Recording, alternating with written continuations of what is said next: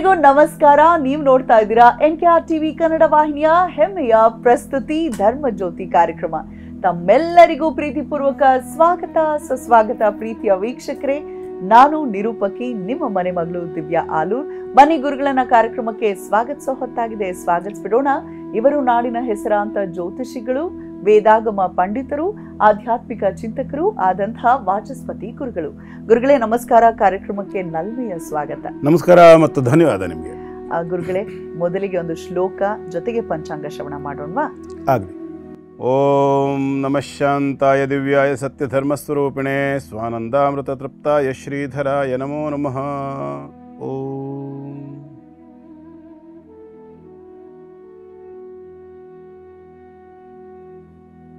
ಎಲ್ಲ ವೀಕ್ಷಕರಿಗೂ ಇವತ್ತಿನ ಧರ್ಮಜ್ಯೋತಿ ಕಾರ್ಯಕ್ರಮಕ್ಕೆ ಸ್ವಾಗತವನ್ನು ಬಯಸ್ತಾ, ಹಾಗೆ ಯಾರ್ಯಾರು ಈ ಒಂದು ಅಕ್ಟೋಬರ್ ತಿಂಗಳ 15ನೇ ತಾರೀಕು ನಿಮ್ಮ ಹುಟ್ಟಿದ ಹಬ್ಬ ಮೊದಲಾದಂಥ ಸಂಭ್ರಮದಲ್ಲಿದ್ದೀರಾ, ನಿಮಗೆಲ್ಲರಿಗೂ ಕೂಡ ಶುಭಾಶಯಗಳು. ಭಗವಂತನ ಅನುಗ್ರಹ ಸದಾಕಾಲ ನಿಮ್ಮ ಮೇಲೆ ಇರಲಿ ಅನ್ನುವಂಥ ಪ್ರಾರ್ಥನೆಯನ್ನು ಆ ಭಗವತ್ ಶಕ್ತಿಗೆ ಸಲ್ಲಿಸ್ತಾ ಮೊದಲು ಇವತ್ತಿನ ಪಂಚಾಂಗದ ಕಡೆ ಗಮನ ಹರಿಸೋಣ. ಇವತ್ತು ಸ್ವಸ್ತಿ ಶ್ರೀ ವಿಶ್ವಾವಸುನಾಮ ಸಂವತ್ಸರದ ದಕ್ಷಿಣಾಯನ ಶರದೃತು ಆಶ್ವೀಜ ಮಾಸದ ಕೃಷ್ಣ ಪಕ್ಷದ ನವಮಿಯ ದಿನ ಬುಧವಾರ. ಇವತ್ತು ಪುಷ್ಯ ನಕ್ಷತ್ರ ಅರ್ಥಾತ್ ಕರ್ಕಾಟಕ ರಾಶಿಯಲ್ಲಿ ಚಂದ್ರನ ಸಂಚಾರ ಇದೆ.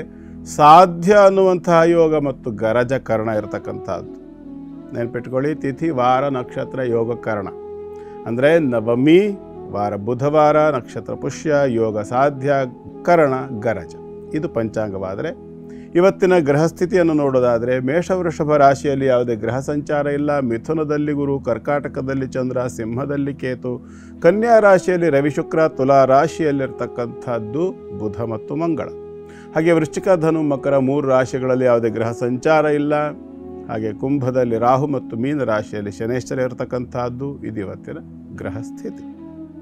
ವೀಕ್ಷಕರೇ, ಈಗ ಪ್ರಾರಂಭ ಮಾಡೋಣ ದಿನ ಭವಿಷ್ಯ ವಿಭಾಗವನ್ನ.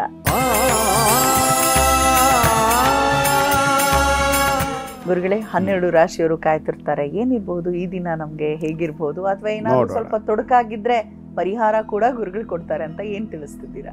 ಮೊದಲನೇದಾಗಿ ಮೇಷರಾಶಿಯನ್ನು ನೋಡೋಣ.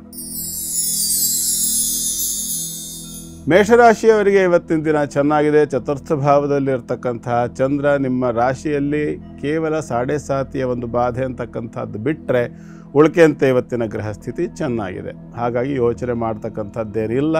ನಿತ್ಯದಂತೆ ನಿಮ್ಮ ದೈನಂದಿನ ಎಲ್ಲ ಚಟುವಟಿಕೆಗಳನ್ನು ಮಾಡ್ಕೊಂಡು ಹೋಗಲಿಕ್ಕೆ ಏನೂ ಸಮಸ್ಯೆ ಕಾಣಿಸೋದಿಲ್ಲ. ಹೊಸತಾಗಿ ಇನ್ವೆಸ್ಟ್ಮೆಂಟ್ ಇತ್ಯಾದಿಗಳನ್ನು ಮಾಡೋದಕ್ಕೆ ಕೂಡ ಯೋಗ್ಯವಾದಂಥ ಕಾಲವಾಗಿ ಕಾಣಿಸುತ್ತೆ. ಗುರುಬಲ ಅಂತಕ್ಕಂಥದ್ದು ಇನ್ನೂ ಹೆಚ್ಚು ಕಡಿಮೆ 1-1.5 ವರ್ಷಗಳ ಕಾಲ ಇಲ್ಲ. ಹಾಗಾಗಿ ಗುರುಬಲದ ಬಗ್ಗೆ ಯೋಚನೆ ಮಾಡೋಕ್ಕೆ ಹೋಗಬೇಡಿ. ಶನಿಯ ಬಾಧೆ ಇದೆ. ಅದರ ಪರಿಹಾರಕ್ಕಾಗಿ ಆಗಾಗ ಶಿವನ ದರ್ಶನ ಅಥವಾ ಹನುಮಾನ್ ಚಾಲೀಸವೋ ವಿಷ್ಣು ಸಹಸ್ರನಾಮ ಪಠಣವೋ ಅವತ್ತಿನ ಪರಿಸ್ಥಿತಿಗೆ ಅನುಗುಣವಾಗಿದ್ದಂಥದ್ದನ್ನು ಮಾಡಿಕೊಳ್ಬೇಕು. ಇವತ್ತು ನೀವು ಮಾಡೋದಾದರೆ ವಿಷ್ಣು ಸಹಸ್ರನಾಮದ ಒಂದು ಪಠನ ಮಾಡ್ತಕ್ಕಂಥದ್ದು ಒಳ್ಳೆಯದು. ಮುಂದಿರೋದು ವೃಷಭ ರಾಶಿ. ವೃಷಭ ರಾಶಿಯವರಿಗೆ ಇವತ್ತಿನ ದಿನ ಚೆನ್ನಾಗಿದೆ. ತೃತೀಯ ಭಾವದಲ್ಲಿ ಭಾವಾಧಿಪತಿಯ ಪ್ರವೇಶ ಆಗಿರ್ತಕ್ಕಂಥದ್ದು, ಶುದ್ಧ ಸ್ಥಿತಿಯ ಮಂಗಳ ಇರತಕ್ಕಂಥದ್ದು, ಷಷ್ಠದಲ್ಲಿ ಶತ್ರುಬಾಧೆಯನ್ನು ನಿವೃತ್ತಿ ಮಾಡಲಿಕ್ಕೋಸ್ಕರವಾಗಿರ್ತಕ್ಕಂಥ ಒಂದು ಸ್ಥಿತಿ ಅದು. ಹಾಗಾಗಿ ಒಟ್ಟಾರೆ ಗುರು ಬಲವೂ ಕೂಡ ಇದೆ. ರಾಶಿಗೆ ಶನೇಶ್ವರ ಲಾಭದಿಂದ ದೃಷ್ಟಿ ಕೊಡ್ತಾನೆ. ಭಾಗ್ಯಕರ್ಮಾಧಿಪತಿಯಾಗಿ ಒಳ್ಳೆಯ ಒಂದು ಫಲವನ್ನು ಇವತ್ತು ನಿರೀಕ್ಷೆ ಮಾಡಬಹುದು. ಚಂದ್ರ ಸ್ಥಿತಿ ಕೂಡ ಚೆನ್ನಾಗಿದೆ. ಹಾಗಾಗಿ ಇವತ್ತಿನ ದಿನ ವೃಷಭ ರಾಶಿಯವರಿಗೂ ಉತ್ತಮವಾಗಿದೆ. ಪಂಚಮ ಭಾವದಲ್ಲಿ ನಿಮ್ಮ ರಾಶ್ಯಾಧಿಪತಿ ಅಸ್ತನಾಗಿರೋದ್ರಿಂದ ಸ್ವಲ್ಪ ಶಿವನಾಮ ಸ್ಮರಣೆ, ಓಂ ನಮಃ ಶಿವಾಯ ಇರಬಹುದು, ಅಥವಾ ಯಾವುದಾದ್ರೂ ಒಂದು ರೀತಿಯಲ್ಲಿ ಶಿವನ ಅನುಗ್ರಹವನ್ನು ತಗೊಳ್ತಕ್ಕಂಥ ಪ್ರಯತ್ನ ಮಾಡುವುದು ಸೂಕ್ತ. ಮುಂದೊಂದು ಮಿಥುನ ರಾಶಿ. ಮಿಥುನ ರಾಶಿಯವರಿಗೆ ಕೂಡ ಇವತ್ತಿನ ದಿನ ಚೆನ್ನಾಗಿದೆ. ರಾಶಿಯಲ್ಲಿ ಗುರುವಿನ ಸಂಚಾರ ಇರತಕ್ಕಂಥದ್ದು ಒಂದು ಹೇಗೂ ಇದ್ದೇ ಇದೆ. ಆದರೆ ವ್ಯಯಭಾವಕ್ಕೆ ಶನಿಯ ದೃಷ್ಟಿ ಇರೋದರಿಂದ ಮತ್ತು ಧನಭಾವದಲ್ಲಿ ಕ್ಷೀಣ ಸ್ಥಿತಿಗೆ ಹೋಗ್ತಾ ಇರ್ತಕ್ಕಂಥ ಚಂದ್ರ ಇರೋದರಿಂದ ಸ್ವಲ್ಪ ಮಟ್ಟಿಗೆ ಮಾಡ್ತಕ್ಕಂಥ ಕೆಲಸ ಕಾರ್ಯಗಳಲ್ಲಿ, ಯತ್ನ ಕಾರ್ಯಗಳಲ್ಲಿ ವಿಘ್ನವಾಗಿ ಕಾಣಿಸಬಹುದು. ವಿದ್ಯಾರ್ಥಿಗಳಿಗೆ ಸ್ವಲ್ಪ ಡೋಲಾಯಮಾನ ಮನಸ್ಥಿತಿ, ಒಂದು ಥರದ ಅಸಮಾಧಾನದ ದಿನವನ್ನಾಗಿ ಊಹಿಸಬಹುದಾಗಿರುತ್ತೆ. ಉಳಿಕೆಯಂತೆ ಪಂಚಮ ಭಾವದಲ್ಲಿರ್ತಕ್ಕಂಥ ಬುಧ ಮಂಗಳ ಯೋಗವನ್ನು ನೋಡಿದರೆ ಯಾರಿಗೆ ಹೆಲ್ತ್ ಇಶ್ಯೂಸ್ ಇದೆ ಅಥವಾ ಯಾರಿಗೆ ಸರ್ಜರಿಯನ್ನು ಡಾಕ್ಟ್ರು ಆಲ್ರೆಡಿ ಸಜೆಸ್ಟ್ ಮಾಡಿರ್ತಾರೆ ಯಾವುದಾದ್ರೂ ಒಂದು ವಿಚಾರಕ್ಕೆ ಸಂಬಂಧಪಟ್ಟು, ಅದೆಲ್ಲ ಮಾಡಿಸ್ಕೊಳ್ಳಿಕ್ಕೆ ಇವತ್ತಿನ ದಿನ ತಕ್ಕ ಮಟ್ಟಿಗೆ ಉತ್ತಮವಾಗಿದೆ. ಪ್ರಯತ್ನ ಮಾಡಬಹುದು. ಕಾರಣ ಪುಷ್ಯ ನಕ್ಷತ್ರದಲ್ಲಿ ಅಂದರೆ ಗುರುವಿನ ನಕ್ಷತ್ರದಲ್ಲಿ ಚಂದ್ರ ಇರ್ತಕ್ಕಂಥದ್ದಾದ್ದರಿಂದ ಒಳ್ಳೆಯ ದಿನ ಇವತ್ತು. ಚಿಕಿತ್ಸೆ ಇತ್ಯಾದಿಗಳನ್ನು ತಗೊಳ್ಳೋರಿಗೆ ಬಹಳ ಒಳ್ಳೆಯ ಒಂದು ಫಲ ಕೂಡ ಸಿಕ್ಕತ್ತೆ. ಸಾಧ್ಯ ಯೋಗ ಇರೋದರಿಂದ ಪುಷ್ಯ ನಕ್ಷತ್ರದಲ್ಲಿ ಸಾಧ್ಯ ಯೋಗ, ಬುಧವಾರ, ನವಮಿ ಇವೆಲ್ಲ ಒಟ್ಟಾರೆ ಚೆನ್ನಾಗಿ ಬಂದಿರೋದ್ರಿಂದ ಯಾವುದೇ ವಿಷಯಕ್ಕೆ ಸಂಬಂಧಪಟ್ಟು ಔಷಧೋಪಚಾರಗಳನ್ನು ನಡೆಸ್ಕೊಳ್ಳಿಕ್ಕೆ ಬಹಳ ಯೋಗ್ಯವಾದ ದಿನ ಆಗಿರುತ್ತೆ.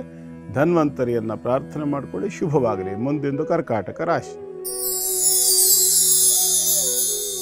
ಕರ್ಕಾಟಕ ರಾಶಿಯವರಿಗೆ ಇವತ್ತಿನ ದಿನ ಚೆನ್ನಾಗಿದೆ. ವ್ಯಯಭಾವದಲ್ಲಿರ್ತಕ್ಕಂಥ ಷಷ್ಠಾಧಿಪತಿ ಷಷ್ಠಕ್ಕೆ ದೃಷ್ಟಿಯನ್ನು ಕೊಡುವುದರಿಂದ ಹಿರಿಯರ ಅನುಗ್ರಹವನ್ನು ಪಡ್ಕೊಳ್ತಕ್ಕಂಥ ಅವಕಾಶ ಸಿಗ್ತದೆ ಮತ್ತು ಇದರ ಪರಿಣಾಮವಾಗಿ ಸಾಕಷ್ಟು ಒಳ್ಳೆಯ ಪ್ರಯತ್ನಗಳನ್ನು ಮಾಡಲಿಕ್ಕೆ, ಕೆಲಸ ಕಾರ್ಯಗಳನ್ನು ಸಾಧಿಸ್ಕೊಂಡು ಹೋಗಲಿಕ್ಕೆ, ಅಚೀವ್ಮೆಂಟ್ ಏನಾದರೂ ಮಾಡ್ಕೊಳ್ತಕ್ಕಂಥ ಅಪೇಕ್ಷೆಗಳಿದ್ದಲ್ಲಿ ಅಲ್ಲೂ ಕೂಡ ಒಳ್ಳೆಯ ಒಂದು ಸಾಧನೆಗಳನ್ನು ಮಾಡಲಿಕ್ಕೆ ಅವಕಾಶಗಳು ತುಂಬ ಚೆನ್ನಾಗಿರುತ್ತೆ. ಪ್ರಯತ್ನಪೂರ್ವಕವಾಗಿ ಇವತ್ತು ಕರ್ಕಾಟಕ ರಾಶಿಯವರು ಪಾರ್ವತಿಯನ್ನು ಉಪಾಸನೆ ಮಾಡಿಕೊಳ್ಳಿ. ವಿಶೇಷವಾಗಿ ಅರಿಶಿನ ಪುಡಿ ಅದರಿಂದ ಹಾಲಿನಲ್ಲಿ ಕಲಸಿ ಉಂಡೆ ಕಟ್ಟಿ ಗೌರಿಯಾಗಿ ಅಥವಾ ಪಾರ್ವತಿಯಾಗಿ ಅದನ್ನು ಪೂಜಿಸಿ, ಆನಂತರ ನಾಳೆ ದಿವಸ ಅದನ್ನು ಶರೀರಕ್ಕೆ ಲೇಪಿಸಿಕೊಂಡು ಸ್ನಾನ ಮಾಡ್ತಕ್ಕಂಥದ್ದು ಒಂದು ಒಳ್ಳೆಯ ಆರಾಧನಾ ಕ್ರಮ ಆಗಿರುತ್ತೆ. ಆಚರಣೆ ಮಾಡಿಕೊಳ್ಳಿ, ಒಳ್ಳೆಯದಾಗಿ. ಗುರುಗಳೇ, ಇವತ್ತು ಯಾವ ವಿಶೇಷವಾದ ಕ್ಷೇತ್ರದ ಕುರಿತಾಗಿ ತಿಳಿಸ್ತಿದ್ದೀರಾ? ನಾವು ಹಿಂದಿನ ಸಂಚಿಕೆಯಲ್ಲಿ ಕೂಡ ನಮ್ಮ ಬೆಂಗಳೂರು ನಗರದ ಮಹಾತ್ಮೆಯನ್ನೇ ನೋಡ್ತಿತ್ತು ಅಲ್ವಾ? ಕಾಡುಮಲ್ಲೇಶ್ವರ ಸ್ವಾಮಿ ಮತ್ತು ಅಣ್ಣಮ್ಮ ದೇವಿ ಯಾವುದು ಚಿಕ್ಕ ಅಥವಾ ಹಳೆಯ ಅಂದರೆ ಹೊಸದಾಗಿ ಇತ್ತೀಚೆಗೆ ಆಗಿರ್ತಕ್ಕಂಥ ದೇವಸ್ಥಾನಗಳಲ್ಲ, ಶತಮಾನಗಳ ಇತಿಹಾಸ ಇರತಕ್ಕಂಥ ಒಂದು ದೇವಸ್ಥಾನಗಳು. ಅದೇ ರೀತಿಯಲ್ಲಿ ನಮ್ಮ ಬೆಂಗಳೂರು ನಗರದಲ್ಲಿ ಹೆಸರು ಉತ್ತರಹಳ್ಳಿ, ಭಾಗ ದಕ್ಷಿಣ, ಅದು ಆ ಜಾಗದಲ್ಲಿರ್ತಕ್ಕಂತಹ ಒಂದು ಕ್ಷೇತ್ರವನ್ನು ನೋಡೋಣ ಇವತ್ತು. ಮಾಂಡವ್ಯ ಮಹರ್ಷಿಗಳು ಅಂತ ನಾವು ಅವರ ಕಥೆಯನ್ನು ಕೇಳ್ತೇವೆ, ಅಣಿಮಾಂಡವ್ಯರು ಅಂಥೇಳಿ. ಅವರ ಕಥೆ ಭಾಳ ದೊಡ್ಡದಾಗಿದೆ. ಅದು ಅವರಿಗೆ ಬ್ರಹ್ಮಜ್ಞಾನ ಪ್ರಾಪ್ತಿ ಆಗಿರ್ತದೆ ಅವರು ಯಾವುದೋ ಒಂದು ಕೊಲೆ ಆಪಾದನೆ ಅವ್ರ ಮೇಲೆ ಬಂದುಬಿಡ್ತದೆ. ರಾಜನ ಒಂದು ಶಿಕ್ಷೆಗೆಲ್ಲ ಒಳಗಾಗಿ ಅವರಿಗೆ ಶೂಲಕ್ಕೇರಿಸಿ ಬಹಳ ಘೋರವಾಗಿರ್ತಕ್ಕಂಥ ಶಿಕ್ಷೆಗಳೆಲ್ಲ ಅವ್ರಿಗೆ ಕೊಟ್ಟಿರ್ತಾರೆ. ಪ್ರಾಣನೇ ಹೋಗಿರೋದಿಲ್ಲ ಅವರು. ಶೂಲಕ್ಕೇರಿಸಿದ್ರೆ ಯಾವ ಮನುಷ್ಯನೂ ಉಳಿಯಲ್ಲ. ಶೂಲಕ್ಕೇರಿಸೋದು ಅಂದ್ರೆ ಹಿಂದೊಂದು ಶಿಕ್ಷೆ ಕೊಡ್ತಿದ್ರು. ಹೇಗೆ ಅಂತಂದರೆ ಅದು ಹೇಳಿದ್ರೆ ಎಷ್ಟು ಕ್ರೂರವಾಗಿರ್ಬೋದು ಅಂತ ಊಹೆ ಮಾಡೋದಕ್ಕೆ ಸಾಧ್ಯ ಇಲ್ಲ. ಗುದದ್ವಾರದಿಂದ ಕಬ್ಬಿಣದ ಸರಳನ್ನು ತೂರಿಸಿ ಬಾಯಿಂದ ಹೊರಗೆ ತರಿಸ್ತಿದ್ರು. ಆ ಕ್ರಮದಲ್ಲಿ ಅವನನ್ನು ಸಂಹಾರ ಮಾಡಬೇಕು. ಅಷ್ಟು ದೊಡ್ಡ ಕೊಲೆಗಾರರಿಗಿದ್ದಂಥ ಶಿಕ್ಷೆ ಅದು, ಘೋರವಾದ ಶಿಕ್ಷೆ. ಆ ಶಿಕ್ಷೆಯನ್ನು ಅಣಿಮಾಂಡವ್ಯರಿಗೆ ಕೊಟ್ಟಿದ್ರು. ಶೂಲಕ್ಕೆ ಏರಿಸೋದು ಅಂದ್ರೆ ಹುಗಿದು ನಿಲ್ಲಿಸಿ ಶೂಲವನ್ನು ಅದರ ಮೇಲೆ ಅವನನ್ನು ಕೂರಿಸೋದು, ಒಳಗಡೆ ಇಳ್ಕೊಂಡು ಹೋಗ್ಬಿಡ್ತಿತ್ತು. ಅಂಥ ಘೋರ ಶಿಕ್ಷೆ ಕೊಟ್ಟರು ಆನಂದವಾಗಿ ನಗನಗ್ತಾ ಕೂತಿರ್ತಿದ್ರು ಅವರು. ಅಂಥವರು ಮಾಂಡವ್ಯ ಮಹರ್ಷಿ. ಸತ್ತೋಗೋದಿಲ್ಲ ಅವರು. ಆನಂತರ ಕತ್ತರಿಸಿ ಆ ಶೂಲವನ್ನು ತೆಗೆದು ಅವ್ರ ಹತ್ರ ಕ್ಷಮೆ ಕೇಳಿ ಕಳಿಸ್ಕೊಡ್ತಾನೆ ರಾಜ. ಅಂತಹ ಮಾಂಡವ್ಯ ಮಹರ್ಷಿಗಳು ಅವರು. ಅವರ ತಪಸ್ಸಿನ ಶಕ್ತಿ ಎಷ್ಟು, ಯೋಗ ಶಕ್ತಿ ಎಷ್ಟು ಯೋಚನೆ ಮಾಡಬೇಕು. ಸೀದಾ ಹೋಗಿ ಯಮನ ಹತ್ರ ಕೇಳ್ತಾರೆ ಅವರು, ಏನಪ್ಪ ನನಗೆ ಇಂಥ ಶಿಕ್ಷೆ ಆಯ್ತಲ್ಲ, ಯಾಕೆ ಅಂದರೆ ನೀವು ಚಿಕ್ಕ ವಯಸ್ಸಿನಲ್ಲಿ ಪತಂಗಗಳನ್ನು ಹಿಡಿದು ಅವುಗಳ ಬಾಲಕ್ಕೆ ಕಡ್ಡಿಯನ್ನು ಚುಚ್ಚಿ ಹಾರಿಬಿಡ್ತಿದ್ರಿ ನೀವು, ಅದಕ್ಕೆ ನಿಮಗಾಗಿದ್ದ ಶಿಕ್ಷೆ ಅಂತ ನಿಯಮ. ನೀವು ಯಾವ ಕರ್ಮವನ್ನು ನೀನು ಮಾಡಿದೆಯೋ ಅದೇ ಕರ್ಮ ವಾಪಸ್ ಬಂದು ನಿನಗೆ ಹೊಡೆದಿದ್ದು. ಅಂಥ ಮಾಂಡವ್ಯ ಮಹರ್ಷಿಗಳು ಆ ಒಂದು ಭಾಗದಲ್ಲಿ ವಸಂತ ಬೆಟ್ಟದ ಮೇಲೆ ಒಂದು ಗುಹೆಯಲ್ಲಿ ತಪಸ್ಸು ಮಾಡ್ತಾ ಇರ್ತಾರೆ. ಇವೆಲ್ಲ ಮುಗಿದು ಆನಂತರದಲ್ಲಿ ಕೊನೆಯ ಗಳಿಗೆಯಲ್ಲಿ ಅವರ ಜೀವನದ ಒಂದು ಅಂತ್ಯಕಾಲ ಅಂತ ಬರ್ತದೆಯಲ್ಲ, ಯೋಗಿಗಳ ಅಂತ್ಯ ಸಮಯ ಬಂದಾಗ ಅವರಿಗೆ ಒಂದು ನಿರೀಕ್ಷೆ ಇರ್ತದೆ. ಏನು ಅಂದರೆ ಯಾವುದೋ ಒಂದನ್ನು ತಾನು ಪಡ್ಕೊಳ್ಬೇಕು ಅಂತ. ಹಾಗೆ ಯೋಗ ಸಿದ್ಧಿಯಲ್ಲಿ ತಪಸ್ವಿಗಳಿಗೆ ಬರೋದು ಒಂದೇ, ಏನು ಅಂದರೆ ಭಗವಂತನ ಸಾಕ್ಷಾತ್ಕಾರ ಆಗಬೇಕು ತನಗೆ. ಇದು ಬಿಟ್ಟು ಬೇರೆ ಯಾವುದೇ ಯೋಗಿಗಳು ಬಯಸೋದಿಲ್ಲ. ಹಾಗೆ ಮಾಂಡವ್ಯ ಮಹರ್ಷಿಗಳು ತಪಸ್ಸು ಮಾಡ್ತಾ ಗುಹೆಯಲ್ಲಿ ಕುಳಿತಿರ್ತಕ್ಕಂಥ ಸಂದರ್ಭ. ಇವತ್ತು ಹೋದರೆ ಅಲ್ಲಿ ಗುಹೆ ಇದೆ. ನಾನು ಹೇಳ್ತಾ ಇರ್ತಕ್ಕಂಥ ದೇವಸ್ಥಾನದ ಹಿಂಭಾಗದಲ್ಲಿ ಬೆಟ್ಟದಲ್ಲಿ ಇವತ್ತಿಗೂ ಗುಹೆ ಇದೆ. ಆ ಒಂದು ಗುಹೆಯಲ್ಲಿ ತಪಸ್ಸು ಮಾಡ್ತಾ ಇರ್ತಕ್ಕಂಥ ಸಂದರ್ಭದಲ್ಲಿ ಅಲ್ಲಿಗೆ ಭಗವಂತ ಪ್ರತ್ಯಕ್ಷ ಆಗ್ತಾನೆ. ಪ್ರತ್ಯಕ್ಷ ಆಗಿ ಏನಾಗಬೇಕು ನಿನಗೆ ಅಂತ ಕೇಳಿದಾಗ ಮಾಂಡವ್ಯ ಮಹರ್ಷಿಗಳು ಹೇಳ್ತಾರೆ, ನಿನ್ನ ಕಲ್ಯಾಣ ಮಹೋತ್ಸವ ಬಹಳ ವಿಜೃಂಭಣೆಯಿಂದ ನಡೆದಿತ್ತಂತೆ ಸ್ವಾಮಿ. ನನಗೆ ಅದನ್ನು ನೋಡೋದಕ್ಕಂತೂ ಭಾಗ್ಯ ಇಲ್ಲ. ಆದರೆ ಆ ನಿನ್ನ ಕಲ್ಯಾಣದ ವೈಭವದ ಎಲ್ಲ ದೇವತಾ ಶಕ್ತಿಗಳನ್ನು ಒಟ್ಟಾಗಿ ಪೂಜಿಸಬೇಕು ಅಂತ ಭಾಳ ಆಸೆ ಇದೆ ನನಗೆ. ಹಾಗಾಗಿ ಈಗ ಇಲ್ಲಿಂದ ತಿರುಪತಿಗಂತೂ ನಾನು ಬರಲಾರೆ. ಈಗಾಗಲೇ ತಿರುಪತಿಯ ಬೆಟ್ಟವೋ ಅಥವಾ ಬೆಟ್ಟದ ಮೇಲಿನ ವೆಂಕಟರಮಣನ ಸನ್ನಿಧಾನವೋ ಎಲ್ಲವೂ ಸಹ ಆಗೋಗಿತ್ತು. ಆಗ ಮಾಂಡವ್ಯ ಮಹರ್ಷಿಗಳು ಕೇಳ್ತಾರೆ, ನನಗೆ ಇಲ್ಲಿ ಒಂದು ನಿನ್ನ ಆರಾಧನೆ ಮಾಡಬೇಕು ಅನ್ನೋ ಅಪೇಕ್ಷೆ ಇದೆ ಅಂತ ಹೇಳಾದಾಗ ತಥಾಸ್ತು ಅಂತ ಹೇಳಿ ಭಗವಂತ ಅಂತರ್ಧಾನಾಗಿ ಆನಂತರ ಹೇಳ್ತಾನೆ, ನಾನು ಬರ್ತೇನೆ, ಇಲ್ಲಿ ಬಂದು ವಸಂತಾದಿ ಸ್ನಾನಗಳನ್ನು ಮಾಡಿ ಇಲ್ಲಿಯೇ ನೆಲೆ ನಿಲ್ತೇನೆ ನಾನು ಅಂತ ಹೇಳಿ ಮಾಂಡವ್ಯ ಮಹರ್ಷಿಗಳಿಗೆ ಅನುಗ್ರಹವನ್ನು ಮಾಡಿ ಭಗವಂತ ಅಂತರ್ಧಾನಾಗ್ತಾನೆ. ಆ ನಂತರ ಪ್ರತಿ ವರ್ಷ ಬಂದು ಅಲ್ಲಿ 5 ಇವರು ಮಾಂಡವ್ಯ ಮಹರ್ಷಿಗಳೇನು ಮಾಡ್ತಾರೆ, ತಮ್ಮ ತಪಶಕ್ತಿಯಿಂದ 5 ಕಲ್ಯಾಣಿಗಳನ್ನು, ಸರೋವರಗಳನ್ನು ನಿರ್ಮಾಣ ಮಾಡ್ತಾರೆ, ತೀರ್ಥಗಳನ್ನು, ಚಕ್ರತೀರ್ಥ, ಶಂಖತೀರ್ಥ, ವಸಂತ ತೀರ್ಥ, ಹೀಗೆ ಒಟ್ಟು 5 ತೀರ್ಥಗಳು. ಅಲ್ಲಿ ಸ್ನಾನ ಮಾಡಿ ಮಂಗಳ ಸ್ನಾನಾದಿಗಳನ್ನು ಮಾಡಿ ತಾನು ಇಲ್ಲಿ ಉತ್ಸವಾದಿಗಳನ್ನು ನಡೆಸ್ಕೊಳ್ತೇನೆ ಅಂತ ಭಗವಂತ ಹೇಳ್ದ. ಆ ನಂತರದಲ್ಲಿ ಉದ್ಭವ ಶಿಲಾರೂಪದಲ್ಲಿ ಅಲ್ಲಿ 3 ಶಕ್ತಿ ಪ್ರತಿಮೆಗಳು, ಇಚ್ಛಾಜ್ಞಾನ ಕ್ರಿಯಾ 3 ಶಕ್ತಿಗಳು ಆ ಪ್ರತಿಮೆ ದೇವಿ ಸ್ವರೂಪದಲ್ಲಿ, ಅದನ್ನು ಶ್ರೀದೇವಿ, ಭೂದೇವಿ ಮತ್ತು ನೀಳಾದೇವಿ ಅಂತ ಕೂಡ ಕರೀತಾರೆ. ಶ್ರೀ ಭೂದುರ್ಗಾ ಅಂತ ಹೇಳ್ತಾರೆ, ದುರ್ಗಾಲಕ್ಷ್ಮೀ ಸರಸ್ವತಿ ಅಂತೂ ಕೂಡ ನಾವು ಅದಕ್ಕೆ ಅವರವರ ಒಂದು ಪದ್ಧತಿ ಕ್ರಮಗಳಿಗೆ ಅನುಗುಣವಾಗಿ ವೈಷ್ಣವ ಪದ್ಧತಿಯಲ್ಲಿ ಬೇರೆ, ಶಾಕ್ತ ಪದ್ಧತಿಯಲ್ಲಿ ಬೇರೆ, ಶೈವ ಪದ್ಧತಿಯಲ್ಲಿ ಬೇರೆ ಎಲ್ಲ ಇದೆಯಲ್ಲ ಉಪಾಸನೆ, ಆ ಕ್ರಮದಲ್ಲಿ ಉಪಾಸನೆಗಳು ಅದು ಪ್ರತ್ಯೇಕ. ಅಲ್ಲಿ ಭಗವಂತ ವೆಂಕಟರಮಣ ಸ್ವರೂಪದಿಂದಲೇ ನಿಂತಿರ್ತಕ್ಕಂಥದ್ದು. ಅವನ ಹೆಸರು ಮಾತ್ರ ವಸಂತ ವಲ್ಲಭ ಅಂತ. ಅದು ಇರ್ತಕ್ಕಂಥದ್ದು ಇವತ್ತು ನಮ್ಮ ಬೆಂಗಳೂರಿನ ದಕ್ಷಿಣ ಭಾಗ ಆಗುತ್ತೆ. ಹೆಸರು ಉತ್ತರಹಳ್ಳಿ ಅಂತೇಳಿ, ಅಲ್ಲಿನ ವಸಂತ ನಗರ ಅಂತಲೇ ವಸಂತಪುರ ಅಂತ ಕರೀತಾರೆ. ಅದು ನಮ್ಮ ಬೆಂಗಳೂರಿನಲ್ಲಿ ಸಮಸ್ಯೆ ಏನು ಅಂದರೆ ಕನ್ಫ್ಯೂಷನ್ ಇದೇನೆ. ವಸಂತಪುರ ಒಂದಿದೆ, ವಸಂತ ನಗರವೂ ಒಂದಿದೆ. ವಸಂತ ನಗರ ನಮ್ಮ ಕಂಟೋನ್ಮೆಂಟ್ ಸಮೀಪದಲ್ಲಿದೆ, ಇದು ವಸಂತಪುರ ಉತ್ತರಹಳ್ಳಿ ಸಮೀಪದಲ್ಲಿ ಇರ್ತಕ್ಕಂಥದ್ದು. ಅಲ್ಲಿರ್ತಕ್ಕಂಥ ಸುಮಾರು 1,500 ವರ್ಷಗಳ ಇತಿಹಾಸ ಇರತಕ್ಕಂಥ ದೇವಸ್ಥಾನ. ಚೋಳರ ಶೈಲಿಯಲ್ಲಿ, ವಾಸ್ತುಶಿಲ್ಪದ ಒಂದು ಶೈಲಿಯಲ್ಲಿ, ಶಿಲ್ಪಕಲೆ ಆ ಒಂದು ಶೈಲಿಯಲ್ಲಿ ನಿರ್ಮಾಣವಾಗಿರ್ತಕ್ಕಂಥ ದೇವಸ್ಥಾನ. ಇಲ್ಲಿರ್ತಕ್ಕಂಥ ವಸಂತ ವಲ್ಲಭರಾಯ ಸ್ವಾಮಿ, ಶ್ರೀದೇವಿ, ಭೂದೇವಿ ಮತ್ತು ನೀಳಾದೇವಿ ಸಹಿತನಾಗಿ ಮೂರ್ತಿತ್ರಯ ಸ್ವರೂಪದ ದೇವತಾ ಶಕ್ತಿಗಳೊಂದಿಗೆ ವಿರಾಜಮಾನಾಗಿರ್ತಕ್ಕಂತಹ ವಸಂತ ವಲ್ಲಭರಾಯ ಸ್ವಾಮಿ ಕ್ಷೇತ್ರ ಇವತ್ತಿನ ನಮ್ಮ ಕ್ಷೇತ್ರ ಮಹಿಮೆ. ಈ ಒಂದು ನಮ್ಮ ವಿಭಾಗದ ಕ್ಷೇತ್ರದ ವಿಚಾರ. ಈ ಒಂದು ಕ್ಷೇತ್ರದಲ್ಲಿ ನೆಲೆ ನಿಂತಿರ್ತಕ್ಕಂತಹ ಸ್ವಾಮಿ ನಮಗೆಲ್ಲರಿಗೂ ಗೊತ್ತಿರೋ ಹಾಗೆ ಈ ತಿರುಪತಿಯ ಎಲ್ಲ ಲಕ್ಷಣಗಳನ್ನು ಹೊಂದಿರತಕ್ಕಂತಹ ವಿಗ್ರಹವೂ ಹೌದು. ಒಂದು ಕಡೆಯಲ್ಲಿ ವೆಂಕಟರಮಣನ ವಿಗ್ರಹ, ಇನ್ನೊಂದು ನಮ್ಮಲ್ಲಿ ಅನೇಕರು ತಿಳ್ಕೊಂಡಿರ್ತಕ್ಕಂಥದ್ದು ಏನಪ್ಪ ಅಂತಂದರೆ ವೆಂಕಟರಮಣ ಅಂದರೆ ಏನು. ಎಷ್ಟೋ ಜನರಿಗೆ ವೆಂಕಟ ಅಂದರೆ ಏನು ಅಂತಲೇ ಗೊತ್ತಿಲ್ಲ. ಸಂಸ್ಕೃತದಲ್ಲಿ ಕಟನಾಶನೆ ಅಂತ ಪ್ರತಿಯೊಂದು ಶಬ್ದಕ್ಕೂ ಸಂಸ್ಕೃತದಲ್ಲಿ ಅರ್ಥ ಇದೆ. ವೇಮ್ ಅಂದರೆ ವೇನ ಪೀಡಾಯಾಮ್ ಅಂತ. ವೇಮ್ ಅಂದರೆ ಏನು ಅಂದರೆ ಪೀಡೆಗಳು ಅಂದರೆ, ಕಟ ಅಂದರೆ ನಾಶ, ಪೀಡಾನಾಶಕ ಅಂತ ವೆಂಕಟ ಅಂತ. ಇದು ಸಂಕಟ ಬಂದಾಗ ನಮ್ಮಲ್ಲಿ ಅದು ಗಾದೆಯೂ ಅದು ಯೋಗ್ಯವಾಗೇ ಬಂದಿದೆ. ಸಂಕಟ ಅಂದರೆ ಪೀಡೆನೇ ತಾನೆ, ಪೀಡೆಗೆ ನಾವು ಸಂಕಟ ಅಂತ ಹೇಳ್ತೇವೆ. ಹಾಗೆ ಆ ಸಂಕಟವನ್ನು ನಾಶ ಮಾಡ್ತಕ್ಕಂಥವನಾದ್ರಿಂದಲೇ ಅವನು ವೆಂಕಟರಮಣನಾಗ ಅಲ್ಲಿ ನಿಂತಿದ್ದಾನೆ. ಮೂರ್ತಿತ್ರಯ ಸ್ವರೂಪದಲ್ಲಿರ್ತಕ್ಕಂತಹ ದೇವತಾ ಶಕ್ತಿಗಳ ಉಪಾಸನೆ ಮತ್ತು ಆ ಉಪಾಸನೆಯಿಂದ ಬರ್ತಕ್ಕಂಥ ಅನುಕೂಲಗಳು ಏನು ಅನ್ನೋದನ್ನು ಕೂಡ ನಾವು ತಿಳ್ಕೊಳ್ಬೇಕು. ಅದು ಭಾಳ ವಿಶೇಷ ಏನಪ್ಪ ಅಂತಂದರೆ ವೆಂಕಟರಮಣ ಸ್ಥಿತಿಕಾರಕನಾದಂಥ ವಿಷ್ಣುವಿನ ಒಂದು ರೂಪ. ಅದು ಈ ವಿಶ್ವ ಸೃಷ್ಟಿ ವಿಧಾಯಿನಂ ಪುನರೇವ ಪಾಲನ ತತ್ಪರಂ. ಸೃಷ್ಟಿಯನ್ನು ವಿಧಾಯಿಸ್ತಕ್ಕಂಥದ್ದೇನಿದೆ ಈ ಬ್ರಹ್ಮನಿಂದ ಸೃಷ್ಟಿ ಆಗುತ್ತೆ ನಮಗೆ ಗೊತ್ತು ಅಲ್ವಾ. ಹಾಗೇನೆ ರುದ್ರನಿಂದ ನಾಶವಾಗುತ್ತೆ ಅದು ಗೊತ್ತು. ವಿಷ್ಣು ಏನು ಮಾಡ್ತಾನೆ ಅಂತಂದರೆ ಈ ಒಂದು ಸೃಷ್ಟಿಯಾಗಿರ್ತಕ್ಕಂಥ ಜೀವಚೈತನ್ಯಾದಿ ಚರಾಚರ ಸಂಪೂರ್ಣ ಜಗತ್ತನ್ನು ಪಾಲನೆ ಮಾಡ್ತಕ್ಕಂಥವನಾಗಿ ಈ ಪಾಲಕನಾಗಿರ್ತಕ್ಕಂತಹ ಮಹಾವಿಷ್ಣುವಿಗೆ ಮೂರ್ತಿತ್ರಯ 3 ರೂಪಗಳಿಂದ ಶಕ್ತಿಯನ್ನು ಬಳಸ್ಕೊಳ್ತಾನೆ. ಆ 3 ರೂಪ ಅಂದರೆ ಅದನ್ನೇ ಶ್ರೀದೇವಿ, ಸಂಪತ್ತಿನ ದೇವತೆ ಆಗಿರ್ತಕ್ಕಂಥ ಶ್ರೀದೇವಿಯನ್ನು. ಎರಡನೇದು ಭೂದೇವಿ, ಭೂಮಿ ನಮಗೆಲ್ಲ ಗೊತ್ತು, ಎಲ್ಲವನ್ನು ಪಡ್ಕೊಳ್ಳಿಕ್ಕೆ ಭೂಮಿ ಬೇಕೇ ಬೇಕು, ಆಹಾರಾದಿ ಎಲ್ಲ ಸಂಪತ್ತುಗಳನ್ನು ಪಡ್ಕೊಳ್ಬೇಕು. ಮೂರನೇದಾಗಿ ದುರ್ಗಾ ಅಥವಾ ನೀಳಾ ಸ್ವರೂಪ ಅಂದರೆ ನೀಳಾದೇವಿ ಅಥವಾ ದುರ್ಗಾದೇವಿಯನ್ನು ಯಾಕೆ ಉಪಾಸನೆ ಮಾಡ್ತೇವೆ ಅಂತಂದರೆ ಎಲ್ಲ ರೀತಿಯಾಗಿರ್ತಕ್ಕಂಥ ದುರ್ಗತಿಗಳ ನಾಶಕ್ಕೋಸ್ಕರವಾಗಿ ನಾವು ಈ 3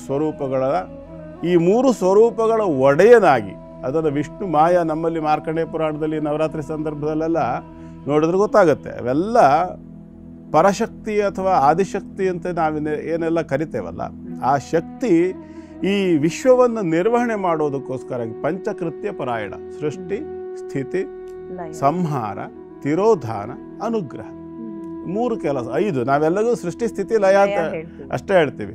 5 ಶಕ್ತಿಗಳನ್ನು ಅಂದರೆ 5 ರೀತಿಯ ಕೃತ್ಯಗಳನ್ನು ಆಚರಣೆ ಮಾಡ್ತವೆ ದೇವತಾ ಶಕ್ತಿಗಳು. ಸೃಷ್ಟಿ ಮಾಡ್ತಕ್ಕಂಥದ್ದು ಒಂದು, ಸ್ಥಿತಿಯನ್ನು ಮಾಡ್ತಕ್ಕಂಥದ್ದು ಒಂದು, ಸಂಹಾರ ಮಾಡ್ತಕ್ಕಂಥದ್ದು 3ನೇದಾಯಿತು, ತಿರೋಧಾನ ಅಂದರೆ ಬದಲಾವಣೆಗಳನ್ನು ಮಾಡ್ಕೊಳ್ತಕ್ಕಂಥದ್ದು ಅಥವಾ ಅವತರಿಸಿ ಬರ್ತಕ್ಕಂಥದ್ದು.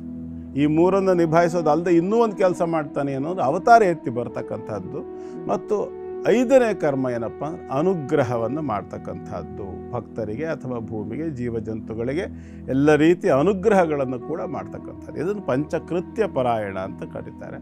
ಹಾಗಾಗಿ ಎಲ್ಲ ತತ್ವರೂಪವಾಗಿರತಕ್ಕಂಥ ತತ್ವಾಭಿಮಾನಿ ದೇವತೆಗಳನ್ನು ಒಳಗೊಂಡಿರ್ತಕ್ಕಂಥ ನಮ್ಮ ಬೆಂಗಳೂರಿನ ಈ ವಸಂತವಲ್ಲಭರಾಯ ಸ್ವಾಮಿಯ ದೇವಸ್ಥಾನವನ್ನು ವರದಹಳ್ಳಿಯಲ್ಲಿ ಇದ್ದಂತಹ ಯೋಗಿಗಳಾದ ಶ್ರೀಧರ ಸ್ವಾಮಿಗಳು ಕೂಡ ಬಂದು ಅಲ್ಲಿ ಅನುಷ್ಠಾನ ತಪಸ್ಸುಗಳನ್ನು ಮಾಡಿ ಅಲ್ಲಿರ್ತಕ್ಕಂಥ ಜೀವ ಚೈತನ್ಯದ ಒಂದು ಚೈತನ್ಯವನ್ನು ತಾವು ತಗೊಂಡಿದ್ದಲ್ಲದೆ ತಮ್ಮ ತಪಶಕ್ತಿಯಿಂದ ಅಲ್ಲಿರ್ತಕ್ಕಂತಹ ಒಂದು ಕ್ಷೇತ್ರದಲ್ಲಿದ್ದ ಒಂದು ಬ್ರಹ್ಮರಾಕ್ಷಸ ಪೀಡೆಯನ್ನು ಕೂಡ ಪರಿಹರಿಸಿದ್ರು ಅಂತಕ್ಕಂಥದ್ದು ಕೂಡ ಅಲ್ಲಿ ಐತಿಹ್ಯ ಇರ್ತಕ್ಕಂಥದ್ದು.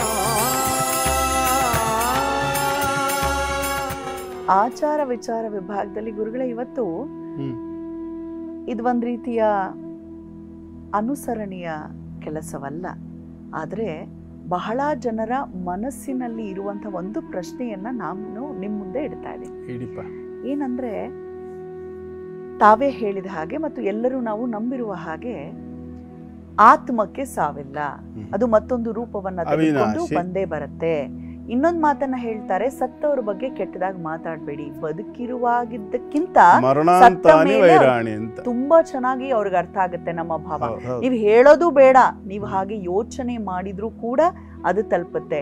ಸುಮಾರು ಜನರಿಗೆ ಅವ್ರ ಲೈಫಲ್ಲಿ ತುಂಬಾ ಕಷ್ಟ ಬರ್ತಿದೆ ಅಂತ ಹೇಳಿದ್ರೆ ಪಿತೃಶಾಪ ಅಂತ ಹೇಳ್ತಾರೆ. ನೀವು ಅವರು ಇದ್ದಾಗ್ಲೂ ಸತ್ತ ನಂತರವೂ ನೀನು ಬೈಕೊಂಡು ತಿರುಗಾಡಿದ್ರು ಕೂಡ ನಿನಗೆ ಪ್ರಾಬ್ಲಮ್ ಆಗುತ್ತೆ. ಈ ಎಲ್ಲ ವಿಚಾರಗಳನ್ನ ನಾವು ಕೇಳ್ತೀವಲ್ಲ ಗುರುಗಳೇ.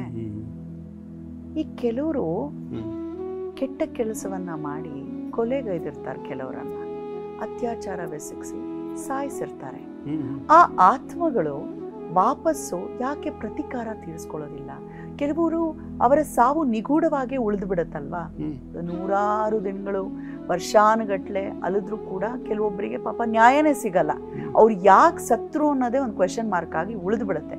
ಡೆತ್ ನೋಟ್ ಇಲ್ಲ, ಹಾಗೆ ಹೀಗೆ ಅಂದ್ರೆ ಎಷ್ಟೋ ಕಡೆ ಶವನೂ ಸಿಗೋದಿಲ್ಲ. ಸೊ ನಾನ್ ನಿಮ್ಮನ್ನ ಕೇಳ್ತಾ ಇದೀನಿ, ಇದು ಬಹಳ ಜನರ ಪ್ರಶ್ನೆ ಕೂಡ ಹೌದು. ಆ ಆತ್ಮಗಳೇ ಯಾಕೆ ಬಂದು ಆ ಒಂಥರ ಏನ್ ಹೇಳ್ತಾರೆ ಸೇರಿಸ್ಕೊಳ್ಳೋದು ಅಥವಾ ಆ ರೀತಿ, ಅಥವಾ ಕೆಟ್ಟದಾಗ್ಬೋದಲ್ವಾ ಪಾಪಿಗಳೆಲ್ಲ ಆರಾಮಾಗೆ ಇರ್ತಾರಲ್ವಾ ಅಂತ ಕೆಲವರು ಹೇಳೋ ಅಂತ ಮಾತನ್ನ ನಾನು ಅವರ ದನಿಯಾಗಿ ಈ ಪ್ರಶ್ನೆ ಇಡ್ತಾ ಇದ್ದೆ. ನಮ್ಮ ಭಾರತೀಯ ಸನಾತನ ಧರ್ಮದಲ್ಲಿ ಒಂದು ಮಾತಿದೆ, ಕರ್ಮ ಸಿದ್ಧಾಂತ ಅಂತ. ಕರ್ಮ ಸಿದ್ಧಾಂತ ಏನು ಹೇಳುತ್ತದೆ? ಅವಶ್ಯ ಅನುಭೋಕ್ತವ್ಯಂ ಕೃತಂ ಕರ್ಮ ಶುಭಾಶುಭಂ. ನೀನು ಮಾಡಿರ್ತಕ್ಕಂತಹ ಕರ್ಮ ಶುಭವಾಗಲಿ ಅಥವಾ ಕೆಟ್ಟದ್ದಾಗಲಿ, ಒಳ್ಳೆಯದಾಗಲಿ ಕೆಟ್ಟದ್ದಾಗಲಿ, ಅದರ ಫಲವನ್ನು ನೀನು ಅನುಭವಿಸಲೇಬೇಕು. ಆಯ್ತಾ? ಅವಶ್ಯ ಅನುಭೋಕ್ತವ್ಯಂ ಕೃತಂ ಕರ್ಮ ಶುಭಾಶುಭಂ ನಾಭುಕ್ತಂ ಕ್ಷೀಯತೆ ಕರ್ಮ ಕಲ್ಪಕೋಟಿ ಶತೈರಪಿ. ಆ ಒಂದು ಕರ್ಮದ ಫಲವನ್ನು ನಾವು ಅನುಭವಿಸಲೇಬೇಕು. ಕಲ್ಪಕೋಟಿ ಶತೈರಪಿ, ನೀನು ಈಗ ಅಲ್ದಿದ್ರು ಮುಂದಿನ ಜನ್ಮದಲ್ಲಾದರೂ ನಾನು ಅನುಭವಿಸ್ತೀಯ ಅಂತ ಹೇಳ್ತಾರೆ. ಯಾಕಾಗಿ? ಇದು ಮುಂದಿನ ಜನ್ಮ ಯಾರು ಕಂಡಿದ್ದಾರೆ ಸ್ವಾಮಿ ಅಂತ ನೀನು ಕಾಣು ಬಿಡು. ಈ ಜನ್ಮದಲ್ಲಿ ನೀನೇನು ಹುಟ್ಟು ಬಂದಿಯಲ್ಲಪ್ಪ, ಈ ಹುಟ್ಟಿ ಬರುವುದರ ಹಿಂದೆ ಭಗವದ್ಗೀತೆಯಲ್ಲಿ ಕೃಷ್ಣ ಹೇಳೋದು ಅದೇ ಮಾತನ್ನು ಹೇಳ್ತಾನೆ. ಶ್ಲೋಕ ಬೇಡ, ನಾನು ಅರ್ಥ ಮಾತ್ರ ಹೇಳ್ತೇನೆ. ಯಾಕೆಂತಂದರೆ ಅವ್ಯಕ್ತ ನಿಧನಾನೈವ ತತ್ರ ಕಾಪರಿದೇವನ ಅಂತ ಬರುತ್ತೆ. ಅವ್ಯಕ್ತಾದೀನಿ ಭೂತಾನಿ ವ್ಯಕ್ತ ಮಧ್ಯಾನಿ ಭಾರತ ಹೇಳ್ತಾನೆ ಕೃಷ್ಣ. ಏನು, ನಾನು ಈಗ ಈ ಜನ್ಮ ಎತ್ತಿ ಬಂದಿದ್ದೇನೆ, ಈ ದೇಹದಲ್ಲಿದ್ದೇನೆ ಅನ್ನೋದಷ್ಟೇ ನಮ್ಗೆ ಗೊತ್ತಾಗ್ತದೆ. ಈ ದೇಹ ತಗೊಂಡು ಬರೋಕ್ಕಿಂತ ಮುಂಚೆ ಈ ದೇಹ ಏನಿದೆ ಇದರ ಒಳಗಡೆ ಒಂದು ಜೀವ ಇದೆ ಅನ್ನೋದಂತೂ ಎಲ್ಲರೂ ಒಪ್ತೀವಿ. ಆ ಜೀವಕ್ಕೆ ಆವರಣಗಳಿದೆ ಅನ್ನೋದು ಒಪ್ತೇವೆ. ಯಾಕೆ ಅಂತಂದರೆ ಜೀವ ನಾನು ಅಂತ ಅಂದ್ಕೂಡ್ಲೆ ಈ ಕಾಲಿಂದ ತಲೆ ತನಕನೂ ನಾನೇ. ನಾನು ಅಂದ್ಕೂಡ್ಲೆ ಕೈಯಲ್ಲಿಗೆ ಹೋಗ್ತದೆ, ಹೃದಯಕ್ಕೆ ಹೋಗ್ತದೆ ಅಲ್ವ. ನಾನು ಅಂತ ಕಾಲು ಮುಟ್ಟಲ್ಲ, ನಾನು ಅಂತ ತಲೆ ಮುಟ್ಕೊಳ್ಳಲ್ಲ. ನಾನು ಅಂತ ಎದೆ ಮುಟ್ತೇವೆ. ಅರ್ಥ ಏನು ಅಂದರೆ ನಮ್ಮ ಜೀವ ಅಂತಕ್ಕಂಥ ಹೃದಯದಲ್ಲಿದೆ ಅಂತ. ನಮ್ಮ ಜೀವ ಹೃದಯದಲ್ಲಿದೆ. ಹೃದಯದಲ್ಲಿರ್ತಕ್ಕಂತಹ ಜೀವಕ್ಕೆ ಮನಸ್ಸು, ಬುದ್ಧಿ, ಅಹಂಕಾರ, ನೆನಪಿನ ಶಕ್ತಿ ಇತ್ಯಾದಿಗಳೆಲ್ಲವೂ ಕೂಡ ಆವರಣಗಳಾಗಿದೆ. ಹಾಗಾಗಿ ಆತ್ಮ ಅದಕ್ಕೆ ಹೊಂದ್ಕೊಂಡಿರ್ತಕ್ಕಂಥ ಚೈತನ್ಯ ರೂಪಿಯ ಬೇರೆ ಬೇರೆ ಆವರಣಗಳು ಯಾವುದು ಕೂಡ ಸಾಯಲ್ಲ. ಅಂತಃಕರಣ ಪಂಚಕ ಅಂತ ಹೇಳ್ತಾರೆ. ಇದು ಯಾವುದೂ ಸಾಯೋದಿಲ್ಲ. ಸಾಯೋದು ಕೇವಲ ಶರೀರ ಮಾತ್ರವೇ. ಮತ್ತು ಪ್ರತಿಯೊಂದು ಕರ್ಮವೂ ಕೂಡ ಶರೀರಾಂತರ್ಗತವಾಗಿ ನೋಡಿ, ಪ್ರತಿಯೊಂದು ಕರ್ಮವನ್ನು ನಾವು 3 ರೀತಿಯಲ್ಲಿ ಆಚರಣೆ ಮಾಡ್ತೇವೆ. ಒಂದು ದೈಹಿಕವಾಗಿ ಆಚರಣೆ ಮಾಡ್ತೇವೆ, ಇಲ್ಲ ಮಾನಸಿಕವಾಗಿ ಆಚರಣೆ ಮಾಡ್ತೇವೆ, ಇಲ್ಲ ಮಾತಲ್ಲಿ ವಾಚ, ಕಾಯೇನ ವಾಚ ಮನಸ, ತ್ರಿಕರಣ ಅಂತ ಕರಿತೀವಿ ಅಲ್ವಾ. ಈ 3 ಬಿಟ್ಟು 4ನೇ ರೀತಿಯಲ್ಲಿ ಯಾವುದಾದ್ರೂ ಪಾಪ ನಡೀತದೆಯಾ? ಇಲ್ವಲ್ಲ. ನೀವು ಯಾವ ರೀತಿಯಲ್ಲಿ ಪಾಪ ಮಾಡಿದ್ದೀರೋ ಆ ಪಾಪಕ್ಕೆ ಆ ರೀತಿಯಲ್ಲಿಯೇ ಶಿಕ್ಷೆ. ದೈಹಿಕವಾಗಿ ಮಾಡಿದ ಪಾಪಕ್ಕೆ ದೈಹಿಕವಾಗಿ ಶಿಕ್ಷೆ. ಬಹುಶಃ ಹಾಗಿದ್ರೆ ನೀವು ಹೇಳೋ ಪ್ರಕಾರ ಯಾರೋ ಕೊಲೆ ಆದ್ರು ಅಂದ್ರೆ ಅವ್ರು ಹಿಂದಿನ ಜನ್ಮದಲ್ಲಿ ಕೊಲೆ ಮಾಡಿರ್ತಾರೆ. ಹಾಗಲ್ಲ, ಅದೇ ಕಾರಣ ಅಂತಲೂ ಹೇಳಲಿಕ್ಕೆ ಬರೋದಿಲ್ಲ. ಈಗ ನೀವು ಮಾಂಡವ್ಯ ಗುರುಗಳ ಕುರಿತಾಗಿ ಹೇಳಿದ್ರಿ, ಶೂಲಕ್ಕೇರಿಸಿದ್ರು ಅಂತ. ಹೌದು. ಕೇವಲ ಒಂದು ಕೀಟಕ್ಕೆ ಹಿಂಸೆ ಕೊಟ್ಟಿದ್ದಕ್ಕೆ ಆ ಪರಿಯಾದಂತಹ ಶಿಕ್ಷೆ ಭಗವಂತ ಅವ್ರಿಗೆ ಕೊಟ್ರೆ, ಇವರು ಈಗಿನ ಕಾಲಘಟ್ಟದಲ್ಲಿ ನಾವು ಕಲಿಯುಗದಲ್ಲಿ ನೋಡ್ತಾ ಇದೀವಿ, ಒಂದು ಮಗುವನ್ನ ಕಿಡ್ನಾಪ್ ಮಾಡ್ಕೊಂಡು ಹೋಗಿ ದುಡ್ಡನ್ನ ಕೇಳಿದ್ರು, ಪೊಲೀಸಿಗೆ ಹೇಳ್ಬಿಟ್ರು ಅನ್ನೋ ಕಾರಣಕ್ಕೆ ಇತ್ತೀಚೆಗಷ್ಟೇ ಪೆಟ್ರೋಲ್ ಸುರಿದು ಸುಟ್ಬಿಟ್ಟಿದ್ದಾರೆ ಆ ಒಂದು 11 ವರ್ಷದ ಮಗುವನ್ನ. ಭಗವಂತ ಕಣ್ಣೆದುರಿಗೆ ತೋರಿಸ್ಬೇಕಲ್ವಾ ಅವರಿಗೆ. ಮತ್ತೆ ಕೆಲವೊಬ್ರು ಸುಳಿನೇ ಸಿಗದಿಲ್ದಂಗೆ ಮಾಯ ಆಗೋಗ್ತಾರಲ್ಲ ಗುರುಗಳೇ. ನೋಡಿ, ಉಪದ್ರ ಮಾಡ್ತಕ್ಕಂಥ ಜೀವಗಳನ್ನು ಹತ್ಯೆ ಮಾಡ್ತಕ್ಕಂಥದ್ದು ದೋಷ ಅಲ್ಲ. ಈ ಉದಾಹರಣೆಗೆ ನಿಮ್ಗೊಂದು ಸೊಳ್ಳೆ ಕಚ್ತಿದೆ ಅಂತಂದ್ರೆ ನೀವು ಹೊಡ್ಕೊತೀರಿ, ಇರುವೆ ಕಚ್ತಿದೆ ಅಂತ ಹೊಡ್ಕೊತೀರಿ. ನಮ್ಮ ಲೆಕ್ಕದಲ್ಲಿ ಅದೊಂದು ಸೊಳ್ಳೆ ಕೇವಲ ಒಂದು ಕೀಟ ಅಂದ್ರಿ, ಅದು ಕೇವಲ ಒಂದು ಕೀಟ, ಜೀವ ಅಲ್ವಾ, ಅದಕ್ಕೆ ನೋವಾಗಲ್ವಾ? ಅಲ್ಲ, ನಾವು ಕೀಟಕ್ಕೆ ಹಂಗಾದಾಗ ಆತರ ಶಿಕ್ಷೆ ಅಂದ್ರೆ ಅರ್ಥ ಆಯ್ತು. ಅಂದ್ರೆ ಈ ಚಿಕ್ಕ ಚಿಕ್ಕ ಮಕ್ಕಳ ಮೇಲೆ ದೌರ್ಜನ್ಯ ಮಾಡೋದಿರ್ಬೋದು, ಕೊಲೆ ಮಾಡ್ಬೋದು. ನೋಡಿ, ಪ್ರತಿಯೊಂದು ಕರ್ಮಕ್ಕೆ ಶಿಕ್ಷೆ ಇದೆ. ನೋಡಿ, ಈ ಇಡೀ ಸಂಪೂರ್ಣ ಸೃಷ್ಟಿಯನ್ನು ನಿರ್ವಹಣೆ ಮಾಡೋದಕ್ಕೋಸ್ಕರವಾಗಿ ದೇವತಾ ಶಕ್ತಿ ತನ್ನ ಅನೇಕ ರೂಪಗಳಿಂದ ವಿಶ್ವವನ್ನು ಆವರಿಸ್ಕೊಂಡಿದೆ. ನಾವಿದನ್ನು ಮರಿಬಾರ್ದು. ಸೂರ್ಯನ ಬಿಸಿಲಿನ ರೂಪದಲ್ಲಿ, ಚಂದ್ರನ ಬೆಳಕಿನ ರೂಪದಲ್ಲಿ, ಗಾಳಿಯ ರೂಪದಲ್ಲಿ, ಪ್ರಕೃತಿಯ ರೂಪದಲ್ಲಿ, ಹಗಲು ರಾತ್ರಿಗಳ ರೂಪದಲ್ಲಿ, ಇದನ್ನೆಲ್ಲ ನಿಯಂತ್ರಣ ಮಾಡ್ತಕ್ಕಂಥ ಶಕ್ತಿಗಳ ರೂಪದಲ್ಲಿ, ಅಗ್ನಿಯ ರೂಪದಲ್ಲಿ. ಮತ್ತು ಇನ್ನೊಂದು ಬಹಳ ಮುಖ್ಯವಾದನ್ನು ಮರಿಬಾರ್ದು ನಾವು. ನೀವೇನೇ ಮಾಡಿ ನಿಮ್ಮ ಒಳಗಡೆಯಿಂದ ಒಂದು ಸೆನ್ಸ್ ಬರ್ತದೆ ನಿಮಗೆ, ಇದು ತಪ್ಪು, ಇದನ್ನು ಮಾಡಬಾರ್ದಿತ್ತು ನಾನು ಅಂತ ಬರುತ್ತೆ ಬರೋದು ಪ್ರತಿಯೊಬ್ಬನಿಗೂ ಬರುತ್ತೆ. ಅಂತರಾತ್ಮ ಇದೆ, ಒಬ್ಬ ಆತ್ಮಸಾಕ್ಷಿ ಇರ್ಲಿ ಇಲ್ಲದೆ ಇರ್ಲಿ, ಒಬ್ಬ ಕ್ರೂರ ದೊಡ್ಡ ಡಕಾಯಿತನಿಗೆ ಕೂಡ, ಅವ್ನು ಯಾರೇ ಆಗಿರಲಿ, ಅಷ್ಟು ದೊಡ್ಡ ಡಕಾಯಿತನ ಅಂತರ ಮನಸ್ಸಿನಲ್ಲಿ ಕೂಡ ಒಂದು ಮೂಲೆಯಲ್ಲಿ ಒಂದು ಪಿನ್ ಮಾಡ್ತಾ ಇರುತ್ತೆ, ಸ್ವಾತ್ಮಾಪ್ಯ ನಮ್ಮಿಗರ್ಹತೆ ಅಂತ. ಇಂಥದ್ದು ಮಾಡಿದೆ ನೀನು, ಈ ತಪ್ಪು ಮಾಡಿದೆ ನೀನು, ಈ ತಪ್ಪು ಮಾಡಿದೆ ನೀನು, ಚುಚ್ಚತಾನೆ ಇರ್ತದೆ. ಅದು ಆ ಗುಪ್ತವಾಗಿರ್ತಕ್ಕಂತಹ ಚಿತ್ರ ಅವನ ಮನಸ್ಸಿನಲ್ಲಿ ಕೂತಿರತ್ತೆ. ಅದನ್ನು ನಿರ್ವಹಣೆ ಮಾಡೋನು ಯಾರು ಗೊತ್ತಾ? ಗುಪ್ತವಾಗಿರ್ತಕ್ಕಂತಹ ಚಿತ್ರ ಹಿಂದ್ಮುಂದ್ ಮಾಡಿ ಚಿತ್ರಗುಪ್ತ. ಲೆಕ್ಕಾಚಾರ ಯಾರ ಕೈಲಿರುತ್ತೆ? ಅವನ ಕೈಲಿರುತ್ತೆ. ಅದ್ರ ರಿಪಿಟೇಷನ್ ಮುಂದೆ ಕೆಲವು ಕಡೆಗೆ ಸಮೂಹ, ಈಗ ಉದಾಹರಣೆಗೆ ಹೇಳ್ತೀನಿ, ಅದಕ್ಕೆ ಶಿಕ್ಷೆ ಕೊಡಬೇಕಾಗಿದೆ, ಆ ಶಿಕ್ಷೆ ಆಗ್ತಿಲ್ಲ, ಅಂಥವ್ರದ್ದು ಒಂದು ಗುಂಪಾಗ್ಬಿಡುತ್ತೆ. ಒಂದು 60-70 ಜನ, ಒಂದು 200 ಜನ ಈ ಥರದ ಅಪರಾಧಿಗಳ ಗುಂಪಾಗಿರುತ್ತೆ. ಆವಾಗ ಏನು ಮಾಡ್ತಾರೆ, ಇಷ್ಟು ಜನ ಅಪರಾಧಿಗಳು ಎಲ್ಲೆಲ್ಲೋ ಹುಟ್ಟಿರ್ತಾರೆ, ಎಲ್ಲೋ ಒಟ್ಟಾಗಿ ಸೇರಿ ಒಂದು ವಿಮಾನದಲ್ಲಿ ಕೂತಾರೆ, ಇಡೀ ವಿಮಾನ ಢಮಾರ್. ಏನಾಯ್ತು? ಸಮಷ್ಟಿ ಕರ್ಮಕ್ಕೆ ಶಿಕ್ಷೆ ಅಂತಕ್ಕಂಥದ್ದು ಈ ಥರದಲ್ಲಿ ಸಿಗ್ತದೆ.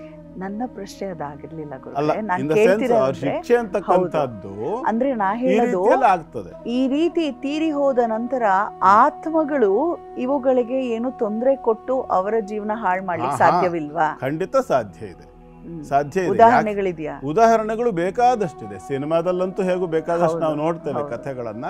ನಿಜವಾಗಿ ಕೂಡ ನಾನು ಕಣ್ಣಾರೆ ಕಂಡಿದ್ದನ್ನು ಹೇಳಬೇಕು ಅಂತಂದ್ರೆ, ನನ್ನ ಜೀವನದಲ್ಲೇ ನನಗೇ ಬಂದಿದ್ದು ಒಂದು ಅನುಭವ ಏನಪ್ಪ ಅಂತಂದ್ರೆ, ಎಲ್ಲಿ ಏನು ಎತ್ತ ಅಂತ ಬೇಡ, ಘಟನೆ ಮಾತ್ರ ವಿವರಣೆ ಕೊಡ್ತೇನೆ.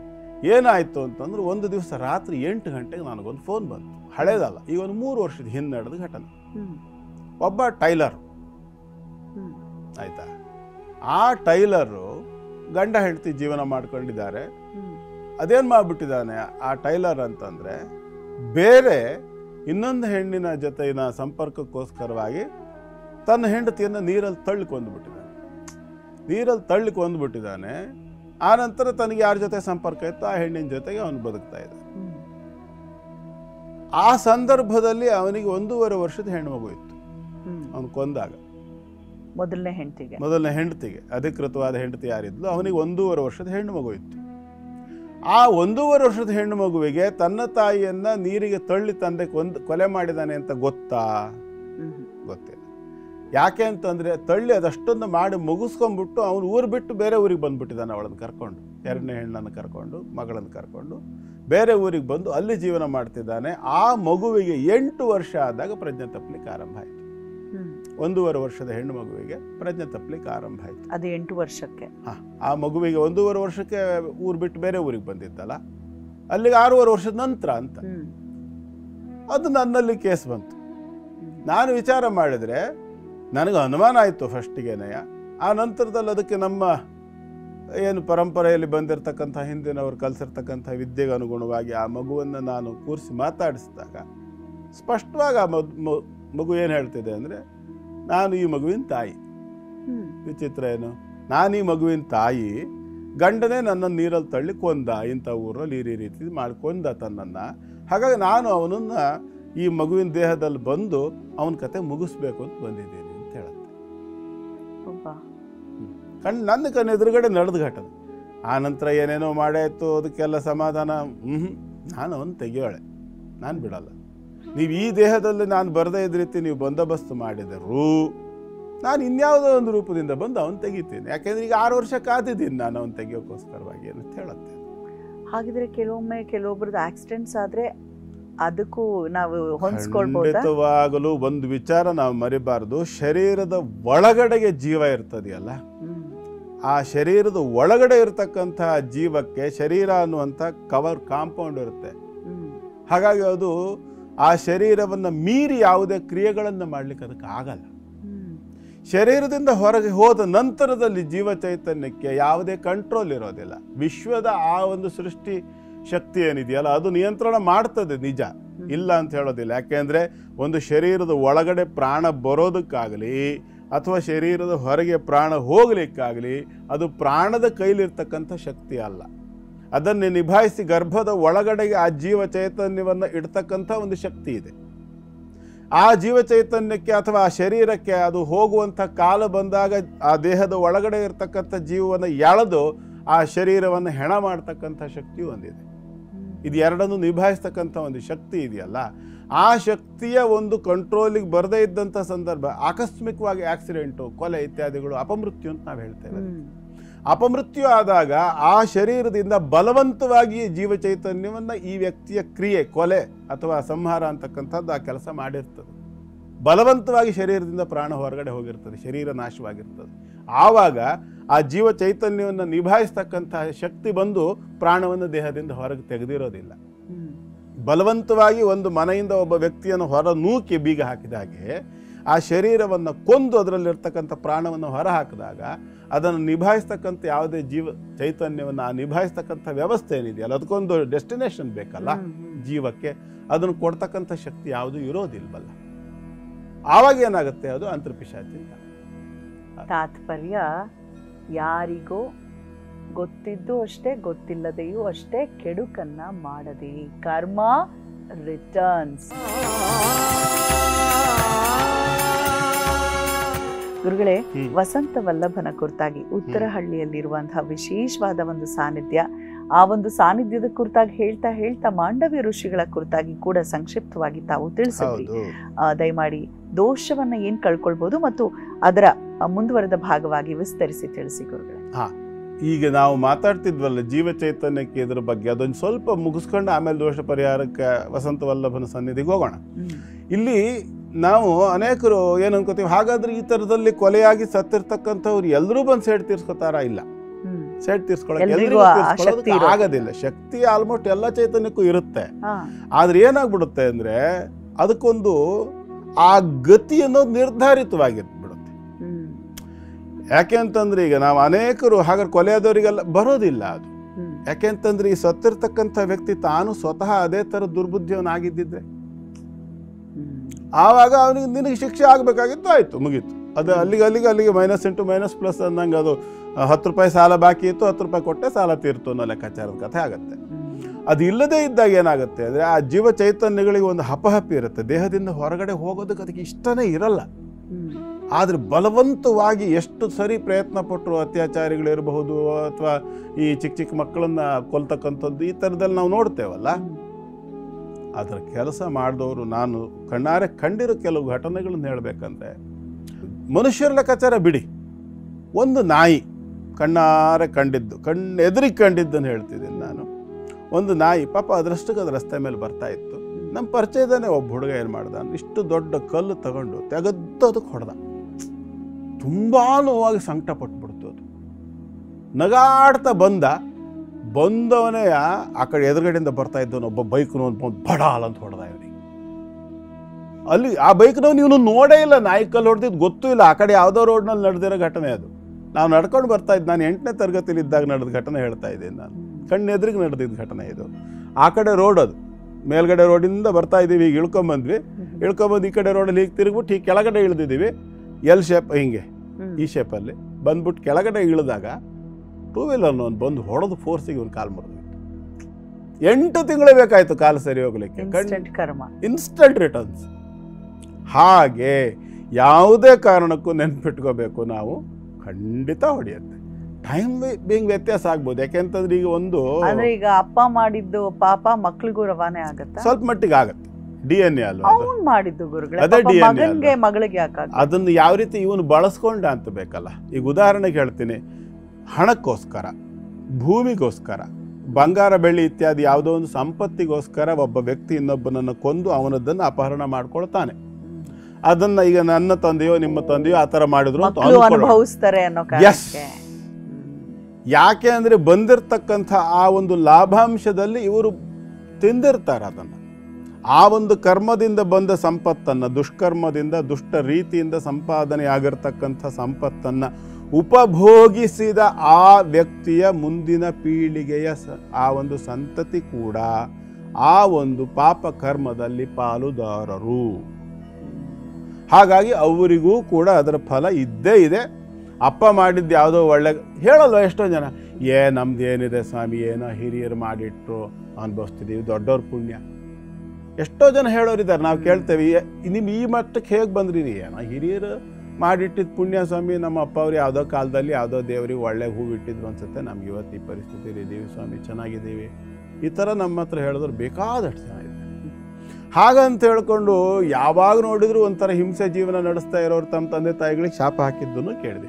ಅಯ್ಯೋ ಸ್ವಾಮಿ, ಏನೋ ನಮ್ಮ ಹಿಂದನವ್ರು ಯಾವುದೋ ಕಾಲದಲ್ಲಿ ಮಾಡಬಾರ್ದು ಅನ್ಯಾಯ ಏನೋ ಮಾಡಿದ್ದಾರೆ ಅನ್ಸುತ್ತೆ ಸ್ವಾಮಿ, ನಮ್ಮ ಪ್ರಾರಬ್ಧ ನೋಡಿ ನಾವು ಇವತ್ತು ಏನು ಮಾಡಿಲ್ಲ ಮುಟ್ಟಿಲ್ಲ, ಎಷ್ಟು ಕಷ್ಟಪಟ್ಟರು ನಮ್ಗೆ ಏಳಿಗೆ ಆಗಲ್ಲ ಅಂತ ನನ್ನ ಹತ್ರ ಬಂದು ಓಡಾಡಿದವರು ಇದ್ದಾರೆ.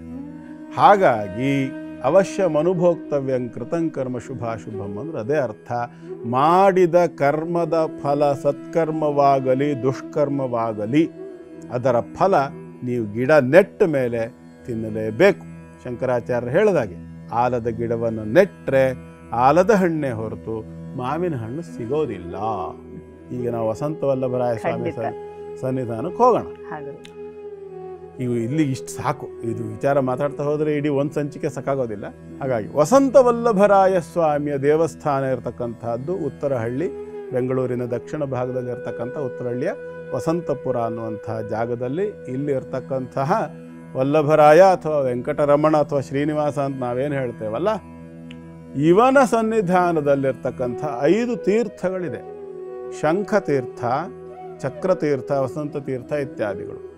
ಮನೆಯಲ್ಲಿ ಮಂಗಳ ಕಾರ್ಯಗಳು ನಡೆಯೋದಿಲ್ಲ, ಏನೇ ಕಷ್ಟಪಟ್ಟರು ಮನೆಯಲ್ಲಿ ಮಂಗಳ ಕಾರ್ಯಗಳಲ್ಲಿ ವಿಘ್ನ ಬರ್ತಾ ಇದೆ ಅಥವಾ ಮಂಗಳ ಕಾರ್ಯಗಳು ಒಂದು ಸರಿಯಾದ ರೀತಿಯಲ್ಲಿ ನಮ್ಮ ಮನೆಯಲ್ಲಿ ನಡೀತಿಲ್ಲ ಅಂತಕ್ಕಂಥವ್ರು ಏನು ಮಾಡಬೇಕು ಅಂದರೆ, ವಸಂತ ತೀರ್ಥದಲ್ಲಿ ಸ್ನಾನಾದಿಗಳನ್ನು ಮಾಡಿಕೊಂಡು 7, 9 ಸಂಖ್ಯಾ ಅವರವರ ಸಾಮರ್ಥ್ಯಕ್ಕೆ ಅನುಗುಣವಾಗಿರತಕ್ಕಂಥ ಸಂಖ್ಯೆಯಲ್ಲಿ ತೆಂಗಿನಕಾಯಿಯನ್ನು ತಗೊಂಡು ಹೋಗಿ ಆ ವಸಂತ ವಲ್ಲಭನಿಗೆ ಪ್ರಾರ್ಥನಾಪೂರ್ವಕವಾಗಿ ಅದನ್ನು ಒಪ್ಪಿಸ್ತಕ್ಕಂಥದ್ದು. ಹಣ್ಣುಕಾಯಿ ಮಾಡಿಸೋದಲ್ಲ, ಒಪ್ಪಿಸುವಂಥದ್ದು. ಇದನ್ನು ನೆನಪಿನಲ್ಲಿಟ್ಕೋಬೇಕು. ಮಂಗಳ ಕಾರ್ಯಗಳ ಪ್ರಾಪ್ತಿಗೋಸ್ಕರ ಮದುವೆ ಇರ್ಬೋದು, ಉಪನಯನ ಇರ್ಬೋದು ಇತ್ಯಾದಿ ಸಂಸ್ಕಾರ ಕರ್ಮಗಳು. ಅಥವಾ ಎರಡನೇದು ಚಕ್ರತೀರ್ಥ. ಚಕ್ರತೀರ್ಥ ಅಂತಂದರೆ ಇಲ್ಲಿ ಏನು, ಇಲ್ಲಿ ಸ್ನಾನ ಮಾಡ್ತಕ್ಕಂಥವ್ರು ರಕ್ಷಣೆಗೋಸ್ಕರ. ರಕ್ಷಣೆ ಅಂತಂದರೆ ತುಂಬ ತೊಂದರೆಗಳಾಗ್ತಾ ಇದೆ, ಶತ್ರುಗಳು ಪೀಡೆ, ಏನೋ ಒಂದು ಒಳ್ಳೆ ಕೆಲಸ ಮಾಡ್ಕೊಂಡು ಜೀವನದಲ್ಲಿ ಉದ್ಧಾರ ಆಗಬೇಕು ಅಂತ ನಾವು ಮನಸ್ಸು ಮಾಡ್ಕೊಂಡು ಹೋಗ್ತಿದ್ದೀವಿ ಸ್ವಾಮಿ, 10 ಕೆಲಸ ಮಾಡಿದರೆ 11ನೇ ಕೆಲಸ ಎಲ್ಲ ಪೂರ ನೆಲಸಮ ಮಾಡಿಬಿಡ್ತಾರೆ. ಅವ್ರು ಬರ್ತಾರೆ, ಇವ್ರು ಬರ್ತಾರೆ, ಆ ಥರ ಈ ಥರ ನಾವು ಮಾಡೋ ಕೆಲಸಗಳಿಗೆಲ್ಲ ಅಡ್ಗಾಲ ಹಾಕ್ತಾರೆ. ಹೀಗೆ ಭಯ, ಶತ್ರು ಬಾಧೆ ಅಂತಕ್ಕಂಥದ್ದು ಇರ್ತದೆಯಲ್ಲ, ಅಂಥವರು ಚಕ್ರತೀರ್ಥದಲ್ಲಿ ಮಾಡಬೇಕು. ಯಾಕೆಂದರೆ ಅಲ್ಲಿ ಸುದರ್ಶನಾಸ್ತ್ರದ ತತ್ವ ಅಂತಕ್ಕಂಥದ್ದು ಅಲ್ಲಿದೆ. ಹಾಗಾಗಿ ಅಲ್ಲಿ ಆ ರೀತಿಯ ಸ್ನಾನಾದಿಗಳನ್ನು ಮಾಡಿಕೊಂಡು ಇಲ್ಲಿ 16ರಿಂದ 64 ಸಂಖ್ಯೆಯವರೆಗೆ 8ರ ಮಲ್ಟಿಪಲ್ ಸಂಖ್ಯೆಯಲ್ಲಿ ನೀವು ತೆಂಗಿನಕಾಯಿಗಳನ್ನು ತೊಗೊಂಡು ಹೋಗಬೇಕಾಗಿ ಬರುತ್ತೆ. 16 ಅಥವಾ 32 ಅಥವಾ 48 ಅಥವಾ 64 ಈ ಸಂಖ್ಯೆಯಲ್ಲಿ ತೆಂಗಿನಕಾಯಿಗಳು, ಅಂದರೆ ನಿಮ್ಮ ಸಮಸ್ಯೆಯ ತೀವ್ರತೆ ಎಷ್ಟಿದೆ, ಎಷ್ಟು ಇಂಟೆನ್ಸ್ ಆಗಿದೆ ನಿಮ್ಮ ತೊಂದರೆ ಅಂತಕ್ಕಂಥದ್ದಕ್ಕೆ ಅನುಗುಣವಾಗಿ ತೆಂಗಿನಕಾಯಿ ಸಂಖ್ಯೆಯನ್ನು ಕೂಡ ವ್ಯತ್ಯಾಸ ಮಾಡಿಕೊಳ್ಬೇಕಾಗತ್ತೆ. ಹಾಗೆ ಹೋಗಿ ಅಲ್ಲಿ ಸ್ನಾನಾದಿಗಳನ್ನು ಮಾಡಿಕೊಂಡು ಒಪ್ಪಿಸಿ ಪ್ರಾರ್ಥನಾದಿಗಳನ್ನು ಮಾಡ್ಕೊಂಡು ಬರತಕ್ಕಂಥದ್ದು. 3ನೇದು ಶಂಖತೀರ್ಥ. ಇನ್ನೆರಡು ತೀರ್ಥಗಳ ಬಗ್ಗೆ ಯೋಚನೆ ಮಾಡೋದು ಬೇಡ. ಯಾಕೆಂತಂದರೆ ಅವೆರಡು ಈ 3 ಒಳಗೆ ಅಡ್ಜಸೆಂಟಾಗಿ ಸಂಬಂಧಪಟ್ಟೆ ಬರ್ತಕ್ಕಂಥದ್ದು. ಆದ್ದರಿಂದ 3ನೇದು ಶಂಖತೀರ್ಥ. ಈ ಶಂಖತೀರ್ಥದ ವಿಶೇಷತೆ ಏನಪ್ಪ ಅಂದರೆ ಸಂಪತ್ತಿನ ಪ್ರಾಪ್ತಿ. ಎಲ್ಲ ಕಷ್ಟಪಟ್ಟು ಮಾಡಿದ್ದೇವೆ, ಕೃಷಿ ಚಟುವಟಿಕೆಗಳನ್ನು ಮಾಡ್ತಿದ್ದೇವೆ, ಫಸಲು ಬರ್ತಾ ಇಲ್ಲ, ನಮಗೆ ಬೆಳೀತಾ ಇಲ್ಲ, ನಾವು ತುಂಬ ಕಷ್ಟಪಟ್ಟಿದ್ದೇವೆ, ಎಲ್ಲ ಗೊಬ್ಬರ ಹಾಕಿದ್ದೇವೆ, ನೀರು ಕೊಟ್ಟಿದ್ದೇವೆ, ಕೃಷಿ ಚಟುವಟಿಕೆಗಳೆಲ್ಲ ತುಂಬ ಚೆನ್ನಾಗಿ ಮಾಡಿದ್ದೇವೆ, ಆದರೂ ಫಸಲು ಬರ್ತಿಲ್ಲ, ನಮಗೆ ಸರಿಯಾಗಿ ಪ್ರಾಪ್ತಿ ಆಗ್ತಿಲ್ಲ.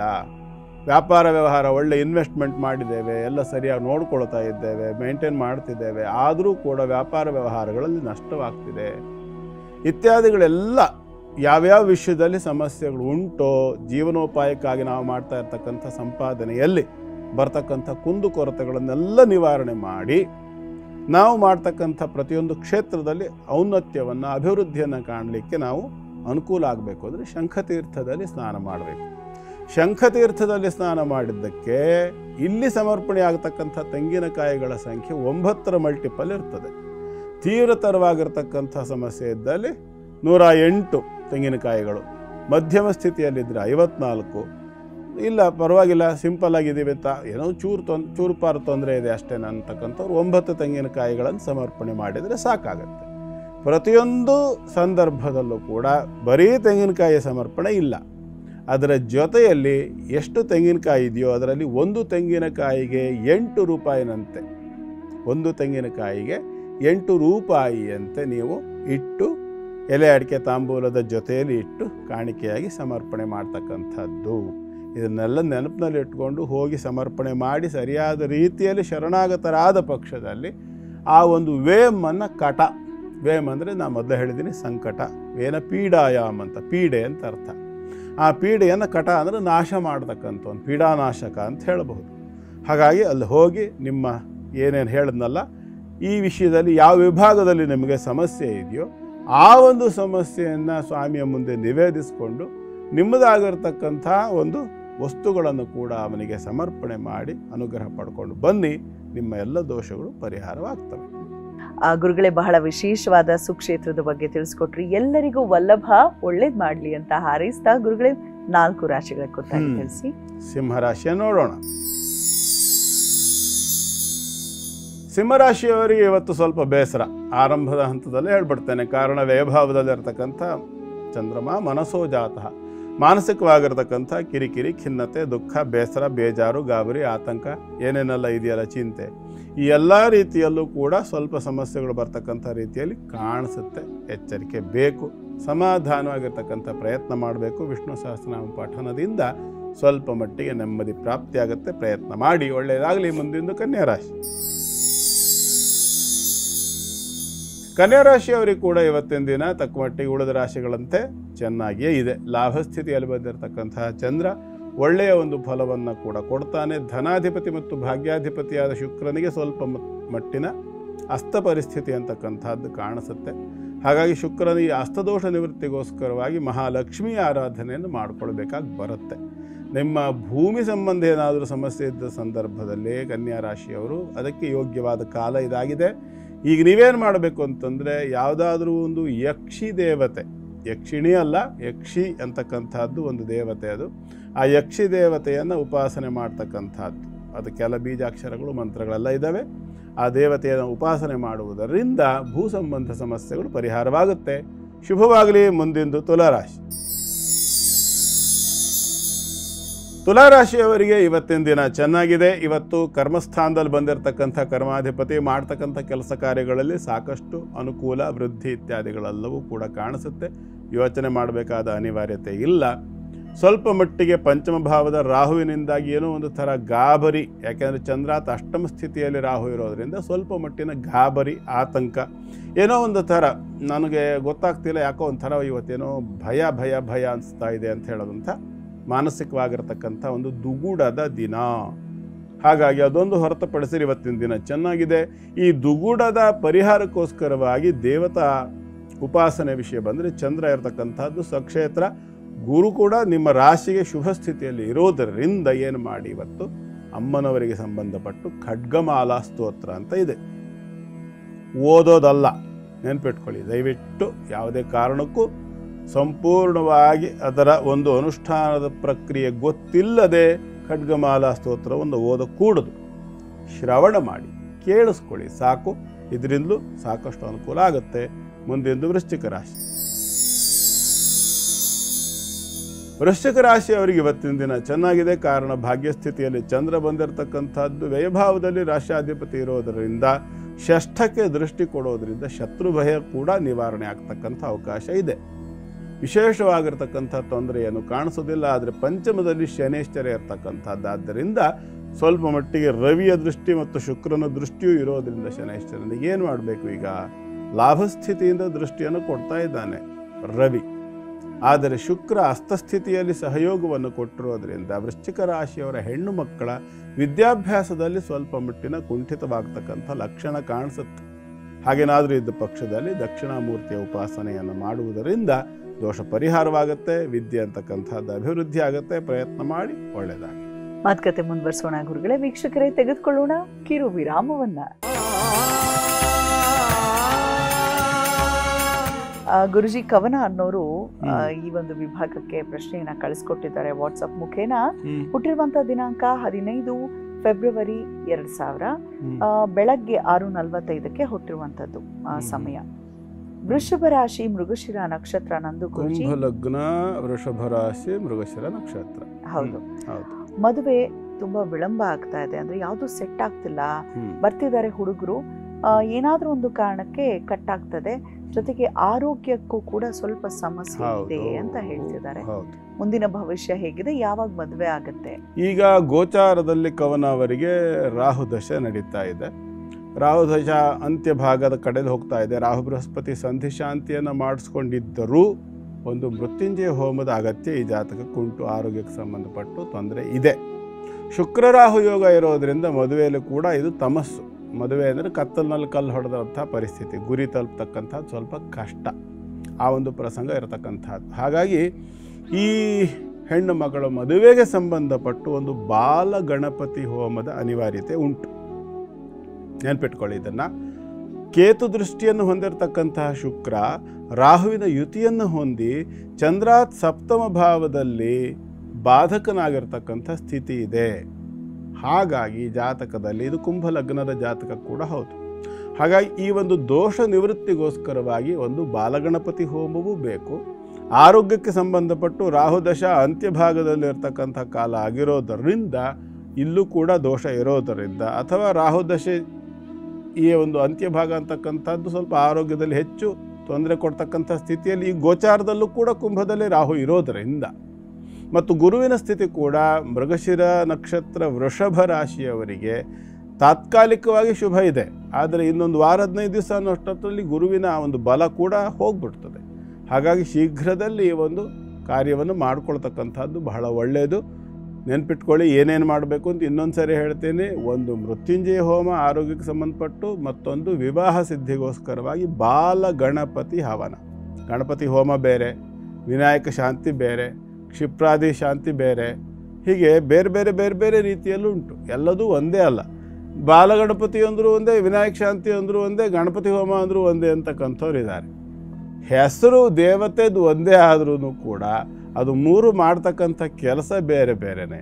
ಮೈಕ್ರೋವೇವ್ ಓವನ್ನಲ್ಲೂ ಕರೆಂಟೇ ಓಡಾಡುತ್ತೆ, ಫ್ರಿಜ್ಜಲ್ಲೂ ಕರೆಂಟ್ ಓಡಾಡುತ್ತೆ, ಎ ಸಿಲೂ ಕರೆಂಟೇ ಓಡಾಡುತ್ತೆ. ಆದ್ರೂ ಆ ಮೂರೂ ಮಾಡ್ತಕ್ಕಂಥ ಕೆಲಸಗಳು ಬೇರೆ. ಹಾಗೇನೇ ವಿನಾಯಕ ಶಾಂತಿ ಇರಬಹುದು, ಬಾಲಗಣಪತಿ ಹೋಮ ಇರ್ಬೋದು, ಗಣಪತಿ ಹೋಮ ಇರ್ಬೋದು. 3 ಹೆಸರು ಗಣಪತಿದೆ ಆದ್ರೂ ಆ 3 ವಿಧಾನಗಳನ್ನು ಅನುಸರಣೆ ಮಾಡುವುದರ ಹಿಂದಿನ ಉದ್ದೇಶ ಬೇರೆ ಬೇರೆ ಇರುತ್ತೆ. ಹಾಗಾಗಿ ಆಚರಣೆ ಮಾಡ್ಕೊಳ್ಳಿ, ಸಿದ್ಧಿ ಆಗತ್ತೆ. ವಿವಾಹ ಏನು ಅಂಥ ದೊಡ್ಡ ಸಮಸ್ಯೆ ಅಂತಕ್ಕಂಥದ್ದಲ್ಲ ಅದು, ಆದರೆ ಪರಿಹಾರ ಮಾಡ್ಕೊಳ್ಬೇಕಾಗತ್ತೆ. ಪ್ರಯತ್ನ ಮಾಡಿ, ಒಳ್ಳೆಯದಾಗಲಿ. ಕವನ ಅವರೇ, ಆದಷ್ಟು ಬೇಗ ಮದುವೆ ಫಿಕ್ಸ್ ಆಗುವಂತಾಗಲಿ, ನಮಗೂ ಇನ್ವಿಟೇಷನ್ ಕಳಿಸಿ, ಆದರೆ ಖಂಡಿತ ನಾವು ಕೂಡ ಬಂದು ಹರಿಸ್ತೇವೆ ಅಂತ ಹೇಳ್ತಾ, ವೀಕ್ಷಕರೇ ನೀವು ಕೂಡ ಇಂತಹ ಪ್ರಶ್ನೆಗಳನ್ನು ಇರಿಸ್ಕೊಂಡಿದ್ದೀರಾ, ಯಾವಾಗ ನಮ್ಮ ಸಮಸ್ಯೆಗೂ ಚುಕ್ಕಿ ಇಡುವಂಥ ಸಮಯ ಅಂತ ಹೇಳಿದ್ರೆ ನಮ್ಮ ವಾಹಿನಿಗೆ ಇಲ್ಲಿ ಕೆಳಗಡೆ ಕಾಣಿಸ್ತಿರುವಂಥ ವಾಟ್ಸಪ್ ನಂಬರ್ಗೆ ಮೆಸೇಜನ್ನು ಕಳಿಸ್ಕೊಡಿ. ಪ್ರಶ್ನೆಯನ್ನು ಗುರುಗಳು ತೆಗೆದುಕೊಂಡು ಉತ್ತರವನ್ನು ನೀಡ್ತಾರೆ. ಇನ್ನು ಪತ್ರದ ಮುಖೇನ ಇಮೇಲ್ ID ಮೂಲಕ ಕೂಡ ಕಳಿಸ್ಬೋದು ಪ್ರಶ್ನೆಯನ್ನು. ಯಾವಾಗ ಬೇಕಾದರೂ ನಮ್ಮ ವಾಹಿನಿಯಲ್ಲಿ ಪ್ರಸಾರವಾಗುವಂಥ ಎಲ್ಲ ಕಾರ್ಯಕ್ರಮಗಳನ್ನು ನೀವು ಯಾವಾಗ ಬೇಕಾದರೂ ನೋಡಬಹುದು. ನಮ್ಮ NKR TV ಕನ್ನಡ ಯೂಟ್ಯೂಬ್ ಚಾನಲ್ನಲ್ಲಿ ಲೈಕ್ ಮಾಡಿ, ಕಮೆಂಟ್ ಮಾಡಿ, ಶೇರ್ ಮಾಡೋದನ್ನ ಮರಿಬೇಡಿ ಅಂತ ಹೇಳ್ತಾ ಗುರುಗಳೇ, ಕೊನೆಯ 4 ರಾಶಿಗಳ ಕುರಿತಾಗಿ ತಿಳಿಸ್ಕೊಡಿ. ಈಗ ಧನುರಾಶಿಯನ್ನು ನೋಡೋಣ. ಧನುರಾಶಿಯವರಿಗೆ ಇವತ್ತಿನ ದಿನ ಸ್ವಲ್ಪ ಪೀಡಾಕಾರಕ ದಿನ. ಕಾರಣ ಅಷ್ಟಮ ಭಾವದ ಚಂದ್ರ ಪುಷ್ಯ ನಕ್ಷತ್ರದಲ್ಲಿದ್ದರೂ ಕೂಡ ಇವತ್ತು ಕರ್ಣ ಗರಜ ಅಂತಕ್ಕಂಥದ್ದು. ಗರ ಅಂತಂದ್ರೆ ಗರಲ ಅಥವಾ ವಿಷ ಅಂತ ಹೇಳ್ತಕ್ಕಂಥ ಒಂದು ಕರ್ಣ. ಗರಜ ಅಂದ್ರೆ ಆನೆ ಅಂತಲೂ ಕೂಡ ಹೇಳ್ತಾರೆ. ಹಾಗಾಗಿ ಮಂದಗತಿಯ ಒಂದು ದಿನ. ಗಜಾನ ಮಂದಬುದ್ಧಿಶ್ಚ ಅಂತ ಹೇಳ್ತಾರೆ. ಬುದ್ಧಿ ಸರಿಯಾಗಿ ಕೆಲಸ ಮಾಡೋದಿಲ್ಲ ಇವತ್ತು. ಒಂಥರ ಏನೋ ಆಲಸ್ಯ, ಏನೋ ಒಂದು ಥರ ಸೋಮಾರಿತನ ಅಂತ ಹೇಳ್ತಾರಲ್ಲ, ಈ ಥರದ ಒಂದು ಪರಿಸ್ಥಿತಿ ಅಂತಕ್ಕಂಥದ್ದು ಕಾಣಿಸುತ್ತೆ. ಆಲಸ್ಯಂ ಹಿ ಮನುಷ್ಯಾಣಾಂ ಶರೀರಸ್ಥೋ ಮಹಾನ್ ರೀಪುಃ. ಕೆಲಸ ಕಾರ್ಯಗಳಲ್ಲಿ ಆಲಸ್ಯ ಮಾಡಿದ ಪಕ್ಷದಲ್ಲಿ ಆ ಕೆಲಸ ಅಂತಕ್ಕಂಥದ್ದು ಪೂರ್ಣತೆಯನ್ನು ಹೊಂದೋದಿಲ್ಲ. ಹಾಗಾಗಿ ಸ್ವಲ್ಪ ಚುರುಕುತನ ಅಂತಕ್ಕಂಥದ್ದು ಬೇಕು. ಹಾಗಾಗಿ ಅದರ ಪ್ರಾಪ್ತಿಗೋಸ್ಕರವಾಗಿ ಇವತ್ತು ಹನುಮಂತನ ಆರಾಧನೆಯನ್ನು ಮಾಡಿಕೊಳ್ಳಿ. ಬುದ್ಧಿರ್ಬಲಂ ಯಶೋಧೈರ್ಯಂ ನಿರ್ಭಯತ್ವಂ ಅರೋಗತ ಅಜಾಡ್ಯಂ ವಾಕ್ಪಟಂಚ ಹನುಮತ್ ಸ್ಮರಣಾತ್ ಭವೇತ್ ಅಂತ ಹೇಳುತ್ತೆ. ಹಾಗಾಗಿ ಹನುಮಂತನ ಸ್ಮರಣೆ ಮಾಡಿಕೊಳ್ಳಿ, ಶುಭವಾಗಲಿ. ಮುಂದಿಂದು ಮಕರ ರಾಶಿ. ಮಕರ ರಾಶಿಯವರಿಗೆ ಇವತ್ತಿನ ದಿನ ತಕ್ಕ ಮಟ್ಟಿಗೆ ಚೆನ್ನಾಗಿದೆ. ಕೆಲಸ ಕಾರ್ಯಗಳಲ್ಲಿ ವೃದ್ಧಿ ಇದೆ, ಅಭಿವೃದ್ಧಿಯನ್ನು ನಿರೀಕ್ಷಿಸಲಿಕ್ಕೆ ಅವಕಾಶ ಕೂಡ ಇದೆ. ಎಲ್ಲ ರೀತಿಯಲ್ಲೂ ಮಕರ ರಾಶಿಯವರಿಗೆ ಇವತ್ತಿನ ದಿವಸ ಚೆನ್ನಾಗಿದೆ. ಭಾಗ್ಯಸ್ಥಿತಿಯಲ್ಲಿರ್ತಕ್ಕಂತಹ ಅಷ್ಟಮಾಧಿಪತಿ. ಹಾಗಾಗಿ ಸ್ವಲ್ಪ ಮಟ್ಟಿಗೆ ತಂದೆಯ ಆರೋಗ್ಯದ ಕಡೆ ಗಮನ ಕೊಟ್ಕೋಬೇಕು. ಇದನ್ನು ಬಿಟ್ಟರೆ ಮಕರ ರಾಶಿ ಯಾವುದು ತೀವ್ರತರವಾಗಿರ್ತಕ್ಕಂಥ ಸಮಸ್ಯೆಗಳು ಕಾಣಿಸೋದಿಲ್ಲ. ಯೋಚನೆ ಮಾಡ್ತಕ್ಕಂಥ ಅನಿವಾರ್ಯತೆಯೂ ಸಹ ಇಲ್ಲ. ಆದರೂ ಪಂಚಮ ಸ್ಥಾನಾಧಿಪತಿಯಾಗಿರ್ತಕ್ಕಂತಹ ಶುಕ್ರ ತ್ರಿಕೋಣದಲ್ಲಿ ಅಸ್ತದ ಸ್ಥಿತಿಯಲ್ಲಿ ಇರೋದರಿಂದ ಆ ಒಂದು ಅಸ್ತಸ್ಥಿತಿಯ ನಿವಾರಣೆ ಅಂತಕ್ಕಂಥದ್ದು ಬೇಕು. ಅದಕ್ಕೆ ಶಿವಾರಾಧನೆಯನ್ನು ಮಾಡಿಕೊಳ್ಳಿ, ಶುಭವಾಗಲಿ. ಮುಂದಿಂದು ಕುಂಭರಾಶಿ. ಕುಂಭರಾಶಿಯವರಿಗೆ ಇವತ್ತಿನ ದಿನ ತಕ್ಕ ಮಟ್ಟಿಗೆ ಉತ್ತಮವಾಗಿದೆ. ಶತ್ರುಭಯ ನಿವಾರಣೆ ಆಗ್ತಕ್ಕಂಥದ್ದು, ಕೆಲಸ ಕಾರ್ಯಗಳಲ್ಲಿ ಯಶಸ್ಸು ಅಂತಕ್ಕಂಥದ್ದು ಸಿಗುವ ಎಲ್ಲ ಲಕ್ಷಣಗಳಿದೆ. ಪ್ರಯತ್ನವನ್ನು ಮಾಡುವುದರ ಜೊತೆಯಲ್ಲಿ ದೈವಾನುಗ್ರಹ ಅಂತಕ್ಕಂಥದ್ದು ಬೇಕು. ನಿಮಗೆ ಪಂಚಮದಲ್ಲಿ ಗುರು ಇರತಕ್ಕಂಥದ್ದು ಯಾರಿಗೆ? ಕುಂಭರಾಶಿಯವರಿಗೆ. ಅದು ಪೂರ್ಣ ಫಲವನ್ನು ಕೊಡ್ತಕ್ಕಂಥ ಯೋಗದಲ್ಲಿದ್ದರೂ ಕೂಡ ನಿಮಗೆ ಸಾಡೆ ಸಾತಿಯ ಶನಿ ದ್ವಿತೀಯ ಭಾವದಲ್ಲಿದ್ದಾನೆ. ಹಾಗಾಗಿ ಹಳೆಯ ಯಾವುದೋ ಒಂದು ಕಮಿಟ್ಮೆಂಟು ನೀವೇ ಮಾಡಿಕೊಂಡಿರ್ತಕ್ಕಂಥದ್ದು ಸ್ವಲ್ಪ ಹೆಚ್ಚು ಕಿರಿಕಿರಿಯನ್ನು ಕೊಡ್ತಾ ಇರ್ತದೆ. ಒಂದು ವೃದ್ಧಿ ಅಂತಕ್ಕಂಥದ್ದಕ್ಕೆ ಕೊರತೆಯನ್ನು ಮಾಡ್ತಾ ಇರ್ತದೆ. ಹಾಗಾಗಿ ಸ್ವಲ್ಪ ತೊಂದರೆಗಳಾಗಬಹುದು. ಹಾಗಾಗಿ ವಾಕ್ಸ್ಥಾನದಲ್ಲಿ ಶನೈಶ್ಚರ ಇರೋದರಿಂದ ಶನೈಶ್ಚರನನ್ನೇ ಸ್ತೋತ್ರ ಮಾಡ್ಕೊಳ್ತಕ್ಕಂಥದ್ದು ಒಳ್ಳೆಯದು. ಇವತ್ತು ಶನೈಶ್ಚರನ ಆರಾಧನೆ ಮಾಡ್ಕೊಳ್ಳಿ, ಒಳ್ಳೆಯದಾಗಲಿ. ಕೊನೆಯದಾಗಿ ಮೀನರಾಶಿ. ಮೀನರಾಶಿಯವರಿಗೆ ಇವತ್ತಿನ ದಿನ ಚೆನ್ನಾಗಿದೆ. ಪಂಚಮ ಭಾವದಲ್ಲಿ ಸ್ವಕ್ಷೇತ್ರಗತನಾಗಿರ್ತಕ್ಕಂಥ ಚಂದ್ರ, ಸಪ್ತಮದಲ್ಲಿ ಶುಕ್ರ, ಕೌಟುಂಬಿಕವಾಗಿರ್ತಕ್ಕಂಥ ಕಲಹಾದಿಗಳ ಒಂದು ಲಕ್ಷಣ ಕಾಣಿಸುತ್ತೆ. ಕಾರಣ ಅಷ್ಟಮಾಧಿಪತಿ ಆಗಿರ್ತಕ್ಕಂಥ ಶುಕ್ರನಿಗೆ ಬಾಧಕನಾಗಿರ್ತಕ್ಕಂತಹ ರವಿಯ ಸಂಯೋಗ ಮತ್ತು ಅಲ್ಲಿರ್ತಕ್ಕಂಥ ರವಿಗೆ ಕೂಡ ಶತ್ರುವಾದ ಶನೈಶ್ಚರ ನಿಮ್ಮ ಮೀನ ರಾಶಿಯಿಂದಲೇ ದೃಷ್ಟಿ ಕೊಡ್ತಕ್ಕಂಥದ್ದು. ಆದ್ದರಿಂದ ಕೌಟುಂಬಿಕವಾಗಿ ಗಂಡ ಹೆಂಡರ ಮಧ್ಯ ಅಥವಾ ಲವರ್ಸ್ ಸಂಗಾತಿಗಳ ಮಧ್ಯದಲ್ಲಿ ಕ್ಲಾಶಸ್ ಇತ್ಯಾದಿಗಳು ನಡಿಬಹುದಾಗಿರುತ್ತೆ. ಹಾಗಾಗಿ ಈ ವಿಚಾರಕ್ಕೆ ಸಂಬಂಧಪಟ್ಟು ಸ್ವಲ್ಪ ಎಚ್ಚರಿಕೆಯಿಂದ ಯೋಚನೆ ಮಾಡಿ ಮಾತುಗಳನ್ನು ಆಡ್ಕೊಳ್ತಕ್ಕಂಥದ್ದು ಒಳ್ಳೆಯದು. ಕೆಲವು ಸಂದರ್ಭದಲ್ಲಿ ದುಡ್ಡು ಕಾಸಿನ ವಿಚಾರದಲ್ಲಿ ಕೂಡ ಕುಟುಂಬದಲ್ಲಿ, ಅದರಲ್ಲೂ ವಿಶೇಷವಾಗಿ ಸತಿಪತಿಗಳಲ್ಲಿ ಹಣಕಾಸಿನ ವಿಚಾರದಲ್ಲಿ ವ್ಯಾಜ್ಯವಾಗ್ತಕ್ಕಂಥದ್ದು, ವೈಮನಸ್ಯ ಉಂಟಾಗ್ತಕ್ಕಂಥ ಲಕ್ಷಣಗಳು ಕಾಣಿಸುತ್ತೆ. ಇದು ಎರಡೂ ಕೂಡ ತಾತ್ಕಾಲಿಕವಾಗಿರ್ತಕ್ಕಂಥ ಫಲವಾಗಿರೋದ್ರಿಂದ ಚಿಂತೆ ಮಾಡಬೇಕಾದ ಅನಿವಾರ್ಯತೆ ಏನಿಲ್ಲ. ಆದರೂ ಸಾಮರಸ್ಯಕ್ಕೋಸ್ಕರವಾಗಿ ಸೀತಾರಾಮರ ಆರಾಧನೆಯನ್ನು ಮಾಡಿಕೊಳ್ಳಿ. ಸೀತಾರಾಮರ ದರ್ಶನ ಸಾಧ್ಯವಾದರೆ ಎಲ್ಲಾದರೂ ಸೀತಾರಾಮರ ದೇವಸ್ಥಾನಕ್ಕೆ ಹೋಗಿ ದರ್ಶನಾದಿಗಳನ್ನು ಮಾಡಿಕೊಂಡು ಅರ್ಚನೆ ಪೂಜೆ ಇತ್ಯಾದಿಗಳನ್ನು ಮಾಡಿಸ್ಕೊಂಡು ಬಂದರೆ ಸಾಕಷ್ಟು ಅನುಕೂಲ ಸಮಾಧಾನ ಸಿಕ್ಕತ್ತೆ. ಪ್ರಯತ್ನ ಮಾಡಿ, ಒಳ್ಳೆಯದಾಗಲಿ. ಗುರುಗಳೇ, ಸಮಸ್ತ ವೀಕ್ಷಕರ ಪರವಾಗಿ ಧನ್ಯವಾದಗಳು ಎಲ್ಲ ಮಾಹಿತಿಗಾಗಿ. ಸರ್ವೇ ಜನಾ ಸುಖಿನೋ ಭವಂತು, ಸಮಸ್ತ ಸನ್ಮಂಗಲಾನಿ ಭವಂತು. ಪರಮಾತ್ಮನ ಅನುಗ್ರಹ ಎಲ್ಲರಿಗೂ ಆಗಲಿ. ನಮಸ್ಕಾರ ವೀಕ್ಷಕರೇ, ಹೊರಡೋಣ, ಮತ್ತೆ ನಾಳೆ ಸಿಗೋಣ ಅಂತ ಹೇಳ್ತಾ ಹೋಗ್ಬರೋದಾ? ನಮಸ್ಕಾರ.